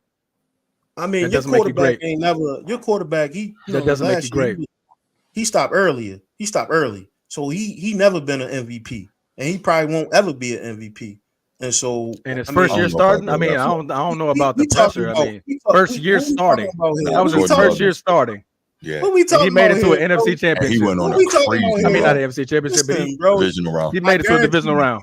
Lamar Jackson tapes. I guarantee you watching Lamar Jackson. But that's not here today. Like I'm talking to the Ravens fan. I'm asking a question. I'm asking a question. The Ravens fan. I'm asking a question. So one type of defense no better to go the MVP. Another Ravens fan, but we had these conversations all the time, man. And after every game, we always dissect why we lose and why we win, right?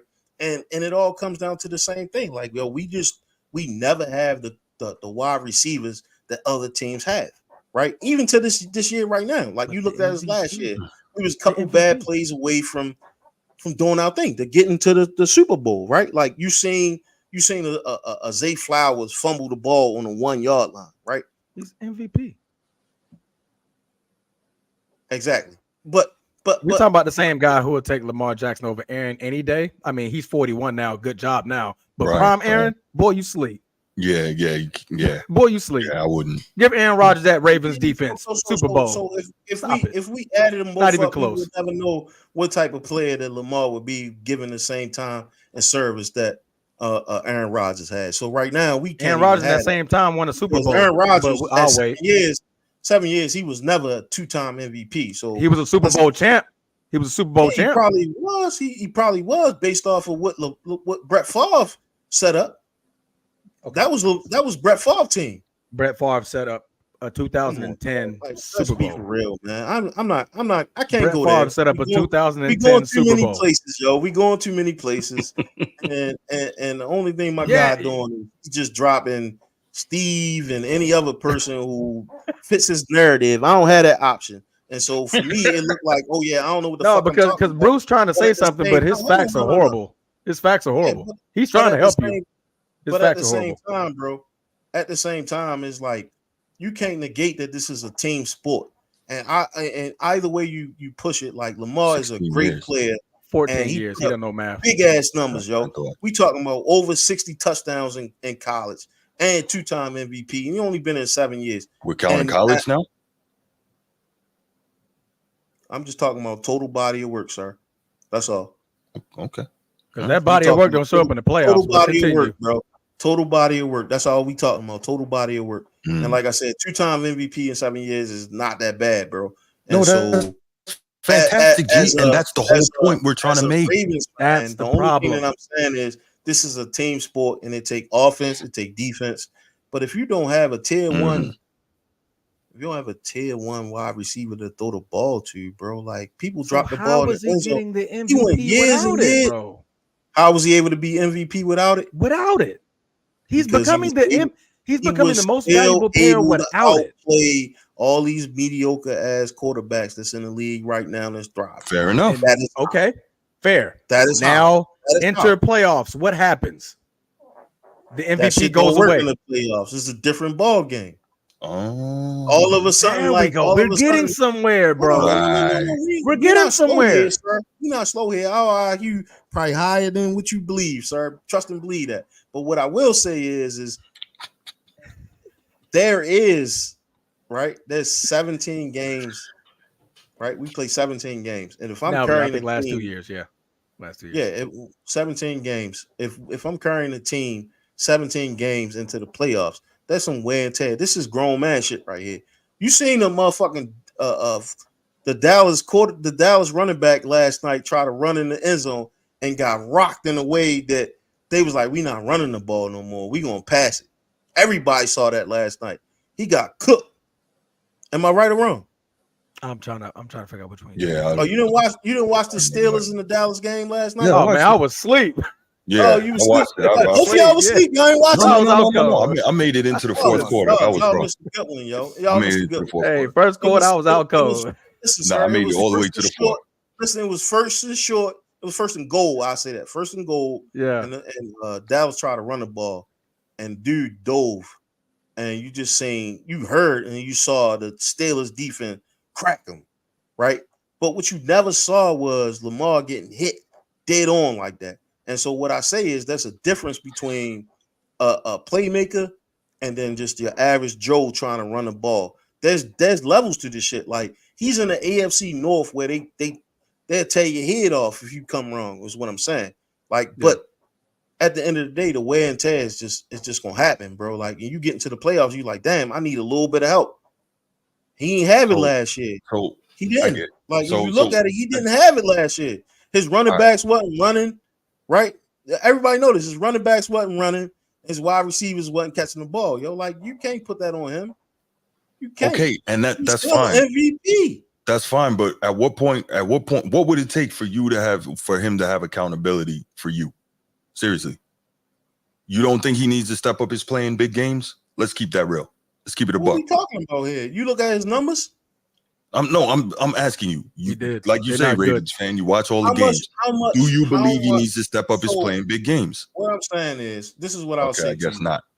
This is what I'm saying to you. You look at Patrick Mahomes, right? Everybody ride Patrick Mahomes' dick, pause, right? Everybody ride it. Like rightfully so, right? They ride it every Super Bowls. But when have you seen Patrick Mahomes in a position where he had to do it all? It's always Patrick Mahomes and somebody else. He always had those premier. He just did it in the Super Bowl, bro. Tight end and Travis Kelce. He led the team in rushing and passing. He always had those guys. He literally just did it. He always had those guys that show up, bro. Like the only thing I'm saying. All right. So I think at this point had those guys.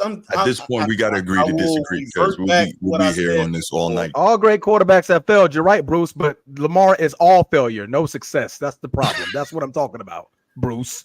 In the playoffs. Aaron Rodgers, Super Bowl. Patrick Mahomes, Super Bowl. Lamar Jackson, out of there. These bum ass Green Bay Packers fans talking shit on this. All right, but listen. Hey, but listen crazy, up, for real. Listen. We gotta put a pin in this here, and let's go ahead and finish up. What is it? These last couple of games. We had like 2 hours on a freaking wrap up. I don't care, bro. Hour talking about Lamar Jackson. I got one more thing, yo. I got one more thing. Negative, bro. Let's move on. No, we can't move on until I make my point. Y'all can make y'all point. I can make mine. You made a point for an hour. Hold on. Make your point. Make your point. Only thing I'm saying is like, yo, like I'm a 2-time talker, yo. So if y'all say something, I'm gonna bring. Like I'm listening to y'all when y'all voice y'all issues, and so I want to make sure that I'm being clear when I say stuff, and we not just moving on for whatever reason, yo. Like you said, why is Lamar? Like how is Lamar shitting the bed and everybody else is being successful, yo? Like it is a combination.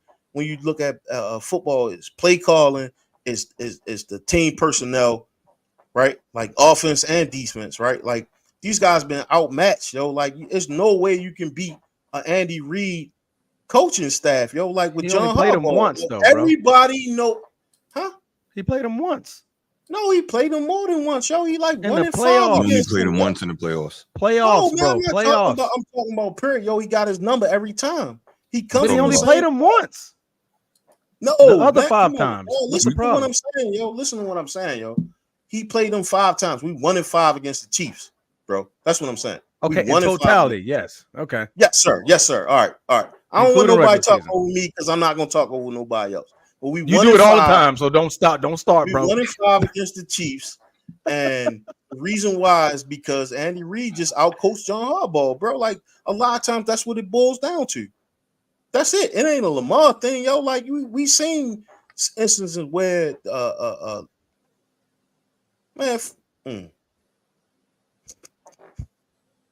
Steve funny as I don't know what, man. He lost against 3 other teams, but we're not gonna go there, Steve. We're gonna move on. Funny. Steve is funny. It was 3 other teams though. Yeah, Steve is funny, yo. Oh my Chargers, gosh, Titans, man. Buffalo. If anybody cares, that's the Australian dude. No, that's not Australian. Nick is Australian. We ain't seen Nick in a while. I don't know. Is Steve your brother? I'm gonna hit him up and find out what's going on. That's not your brother. I haven't seen Nick in a while. What? Lamar lost like 4 and 5 to other teams in the playoffs, not the Chiefs.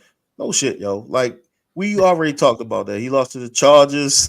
You know what I'm saying? Like, come on, dog. You're not like putting Chargers, up like Titans, Chiefs, numbers. Bills. So that's 4 total. we not talking about that, yo. Like we already know that. I'm not. talking about the Chiefs right now. Because all right, moving on. That was the last team that beat us. Let's move on, but we had a lot of talk in the conversation about Green Bay. Green Bay is also tied with the Ravens record, 3-2. They go.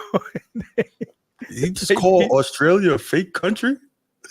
I'm American G. I'm not from some fake country. Dang. How is Australia a fake continent, bro? Yo, that's funny. Man. What the hell? From down under, down under. My bad, Steve. Okay. Yeah, that's a new one. I'm gonna have to figure that one out. That man said, "I'm American G. I'm not from a fake country." This is why he needs to make throws from the pocket. Oh my god! Dang. All right. Steve is a Steelers fan, right? Steve is a Steelers fan.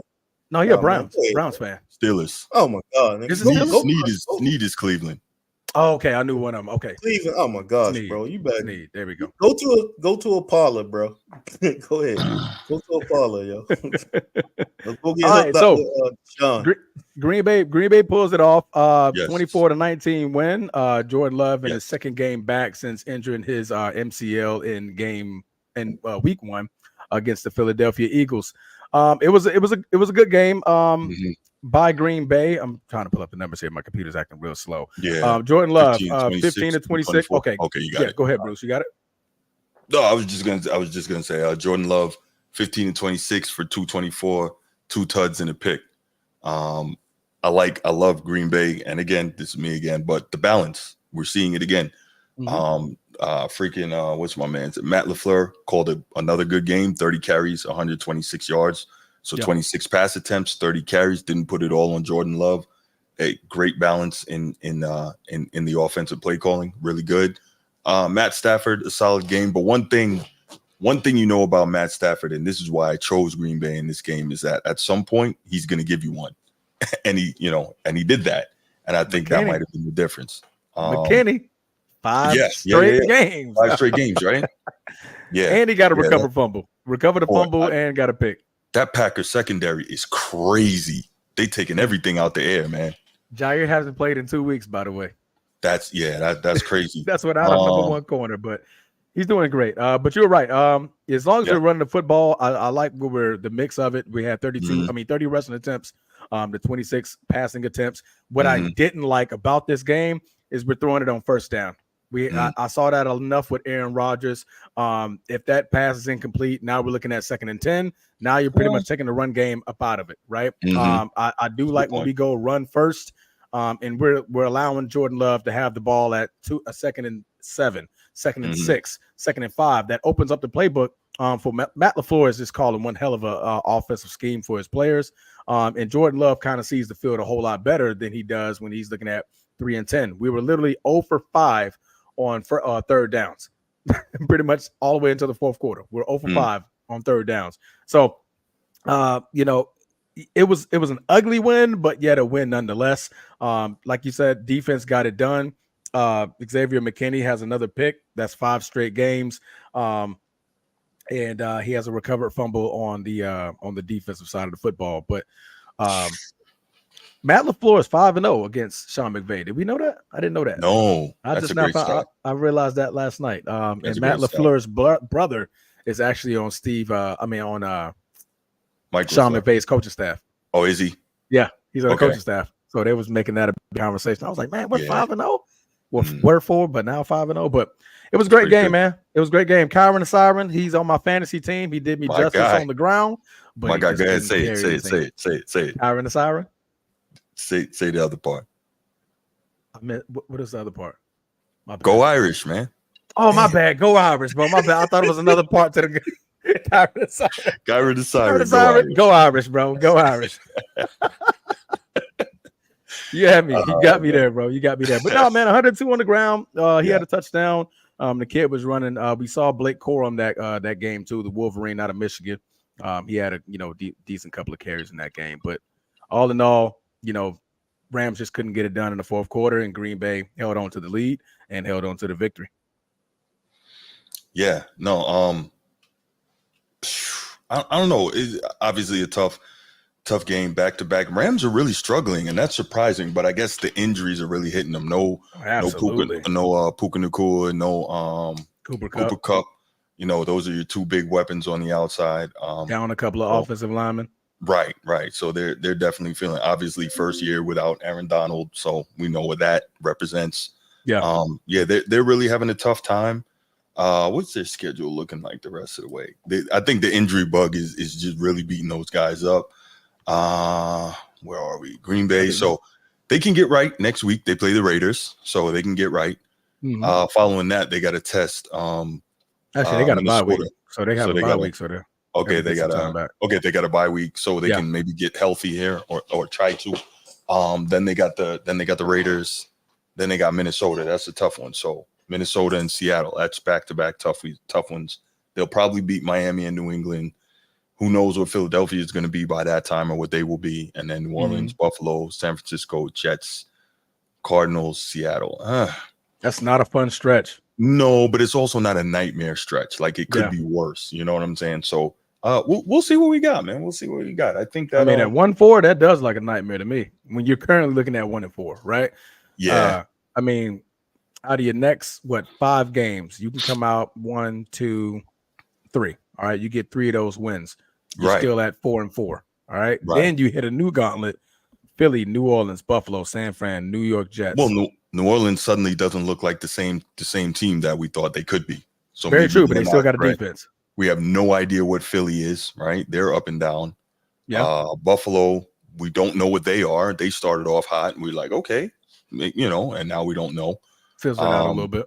San Francisco can always be dangerous, but right now they're 2-3. You know what I'm saying? So there's a lot of teams that we really don't know what they are on this schedule remaining for them. The Jets are bad. Arizona's 2-3. I think Seattle's 3-2. So I don't think it's completely unmanageable if they can get 1 or 2 weapons back. Yeah. So I think Puka Nacua is going to be on his way back in a couple of weeks. Is he? Okay. So this bye week actually might help him out a little bit. I think maybe by Minnesota-ish, maybe Seattle, they can end up getting Puka Nacua back. So that'll be awesome for him. Ideal if Cooper comes back soon, but no guarantee. So Cooper Kupp may come back as well. Mm-hmm. So, it could be the right time for him. You got a run game. You got Matt Stafford, Super Bowl quarterback. He's done it before. So he's put the team in better positions. Your defense is playing okay. They're doing the best they can for what they got. You lose Aaron Donald, you can expect that team, the defense, to actually take a step back, but they're doing what they can defensively. But you get your weapons back, you got a different ball game. That's for sure. Mm-hmm. You got anything on that, G? I see you over in the chat. No, we don't want to see January Joe in black and yellow. That's not gonna make it. We don't want to see that. January Joe in black and yellow. Nah, that ain't the one. I don't get it. Nah, Steve said, "Give me Joe Smooth." Flacco would have Pittsburgh in the playoffs. I'm like, nah, we don't need to see that. Nope. Oh, if they trade for Joe Flacco right now? Yeah. Oh, gotcha. Mm-hmm. By the way, Transform, what color is that on your visor, son? What color is that? Green and yellow, man. Yeah, what color is that on your visor? Green and yellow. Is it? You ain't see all that stuff I sent you, huh? That's a color code, stupid. Okay. Green Bay, we say yellow. We say yellow. Okay. The organization says green and gold. Color. We don't care about that. Shouldn't the organization be the ones who dictate what your colors are? And if the fans own the team, can't we say fuck that? No. Yes. Yes, we can. Okay. Yes, we can. Okay, it's yellow. I gave you all the information, man. It's green and gold. I told you. You ain't believe me. Them folks are stupid. Okay, they're stupid. It's yellow. Bruce, if you was put this on a color chart, you're Irish, right? What color is Irish? What color is Irish? What color is Notre Dame? Blue and gold. That's an actual gold. Yes. That's an actual gold. Does this look like anything that belongs on an Irish jersey? Well, no, but that's different though. It's yellow. It's different. It's Moving on. That's also gold. Like marigold, like the flower marigold looks like that. You seen a marigold? Yeah. All right. Yellow. Moving on. I'm just saying, I sent you the information. I tried to help you out. I ignored the hell out of it. I know you did because you thought I was lying.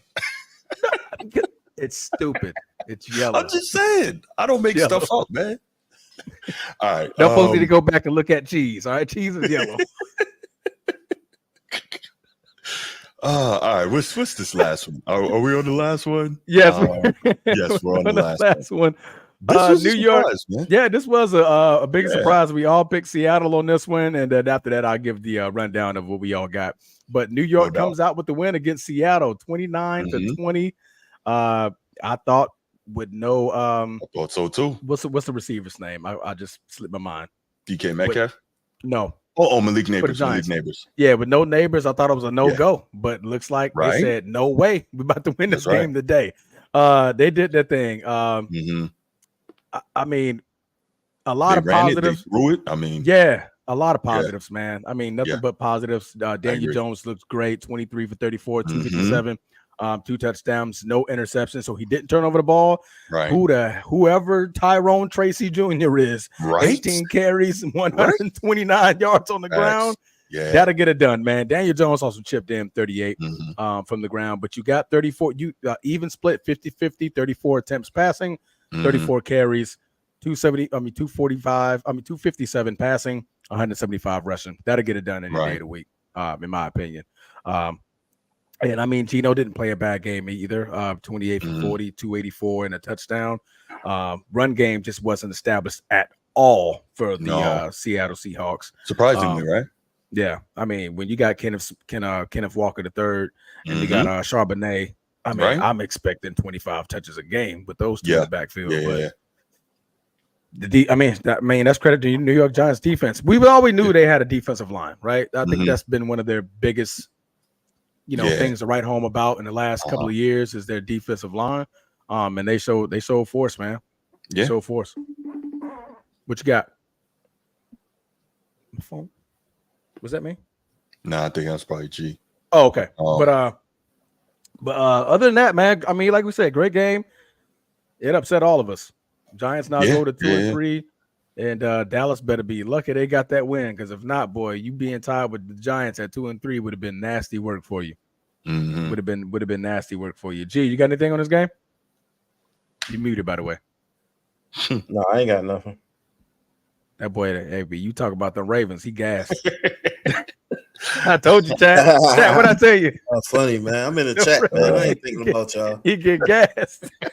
I ain't thinking about y'all, man. He ran a 4-2 to get to the Ravens. Jackson.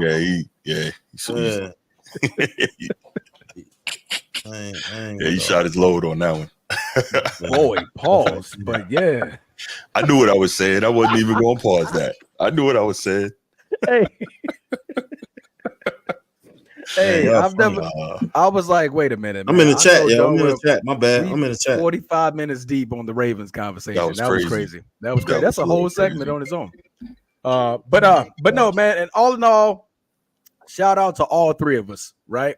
Then G just pops out. We all are 8-14 this week. All three of us got 8 out of 14 games right. So, okay. Yeah, the biggest changes was I think I picked Jacksonville in 1. You guys went to Indianapolis. I picked Buffalo. You guys picked Houston. Shout out to G. He picked Dallas to be Pittsburgh. Me and you, we picked Pittsburgh, of course. The Tampa Bay game you guys picked that one. I picked Atlanta. It was some good games, man. And it was a lot of shockers out there, man. Like it's truly any given Sunday. You know, football is at its prime right now. I'm honestly enjoying what I'm watching from the league, what I'm watching from the networks and everything like that, man. So yeah, it was great. It was a great slate. Can't wait for week 6, baby. Yeah, definitely. Can't wait for week 6. And we'll go ahead and we'll do our pick'ems and all that on Wednesday night. So yeah. Looking forward to which is tomorrow. Oh, because tonight is Monday night, but shucks, it's already Tuesday, huh? Yeah, it's already Tuesday. But hey, if you guys are in Florida, man, prayers for Florida. If you guys got any family on the western side of Florida, we have Hurricane. I forget his name. Malone? Is it Malone? Milton. There we go. Hurricane Milton is supposed to be hitting Wednesday. Right now is a Category 5, stirring up in the Gulf. So if you guys got family in the western side of Florida, I strongly urge them to either vacate or definitely find some higher ground, find some shelter to get around. So our love from the Format Podcast goes out to all the family who are about to endure that. We're in Jacksonville, as you guys know, but we're east side of Florida. Right now, we're looking at a tropical storm. But right now, me and Bruce, I think we're going to be more okay. But, much love and thoughts and prayers going out to west side of Florida as they get ready to endure this hurricane. So, yes, indeed. Absolutely. All right, team. Well, that's it, man. For those of you who stuck through this with us, man, I know it got crazy again. I mean, you know what? We need to stop letting G talk about the Ravens because you already know how that's gonna go. You know what? When he wasn't here, I should have talked about the Ravens first. That we could have got it out of the way. Could have got it out of the way, and then we wouldn't allow G to just come in. You got some haters, man. Don't make me call Sports T on here. For what? Sports T don't talk football. Yeah, she don't talk. Where all y'all away?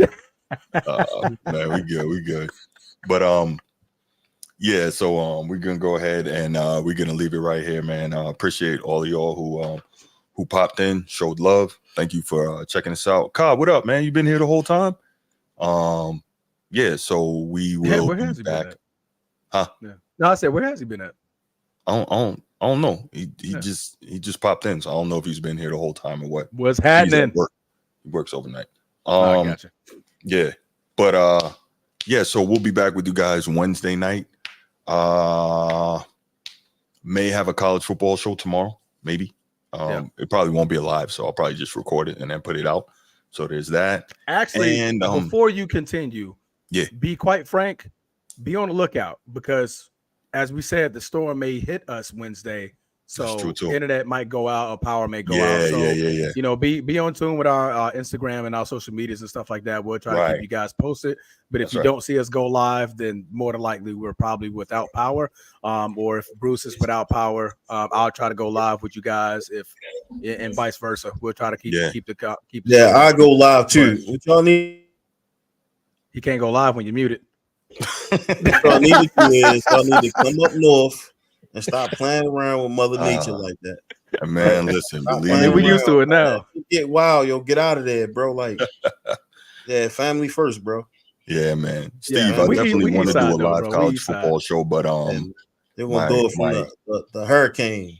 Live from the hurricane. Yeah, right. No. I think we're looking at tropical storm now. He's not ready to live yet, Steve. So we'll get to that. But just look out for it. We may or may not be live Wednesday night, so we'll see. But in the meantime, man, again, I appreciate y'all. Have a good night. Thanks for kicking it with us. We know it's kind of late, but we have fun doing this, man. We made it happen. We love doing this. We saw G run a 4-2 sprint to get back on live. Talk about the Ravens. For nothing. For nothing. We love you like a fat kid, little cake, G. Oh man, that's it. All right, I get more love in the comments than I do on the you, dummy. Podcast, man. We love you, dummy. I'm ready to take that goddamn Baltimore Ravens off of Bruce Icon, yo. Are you mad because I'm objective? Yeah. No. You gonna have to vote. You gonna have to be voted back in. Yeah, whatever, man. He's being. Hey, you gonna exile him out of Baltimore? I'm objective, man. Listen, he ain't no real fan, yo. Like he ain't no real. Really? They gonna exile you, Bruce. Nah, I ain't worried about that. Deception, disgrace. Yo. You see how you wear your colors? Have you ever seen him with anything Ravens on? All right, exactly. Dang, exactly. He got you. He got me there. I You don't know think what I've ever though? seen you with Real talk on the show. I try not to wear too much. Like I wear my UNF hoodie, but I try to avoid wearing like team apparel like that. Just why? The appearance of objectivity. That's why. Oh, yeah. F all that, bro. I'm rocking my team. I try not to wear team apparel, like undercover other than UNF, because that's my school. Yeah, that's school. Yeah, that's a little different. Yeah. So nah, ain't no twerking going on here, Steve. You know that, man. Oh boy. I'm out, fellas. I'll holler at y'all. All right, y'all. Y'all have a good one, man. Peace. All right, peace. All right, we out. Oh man.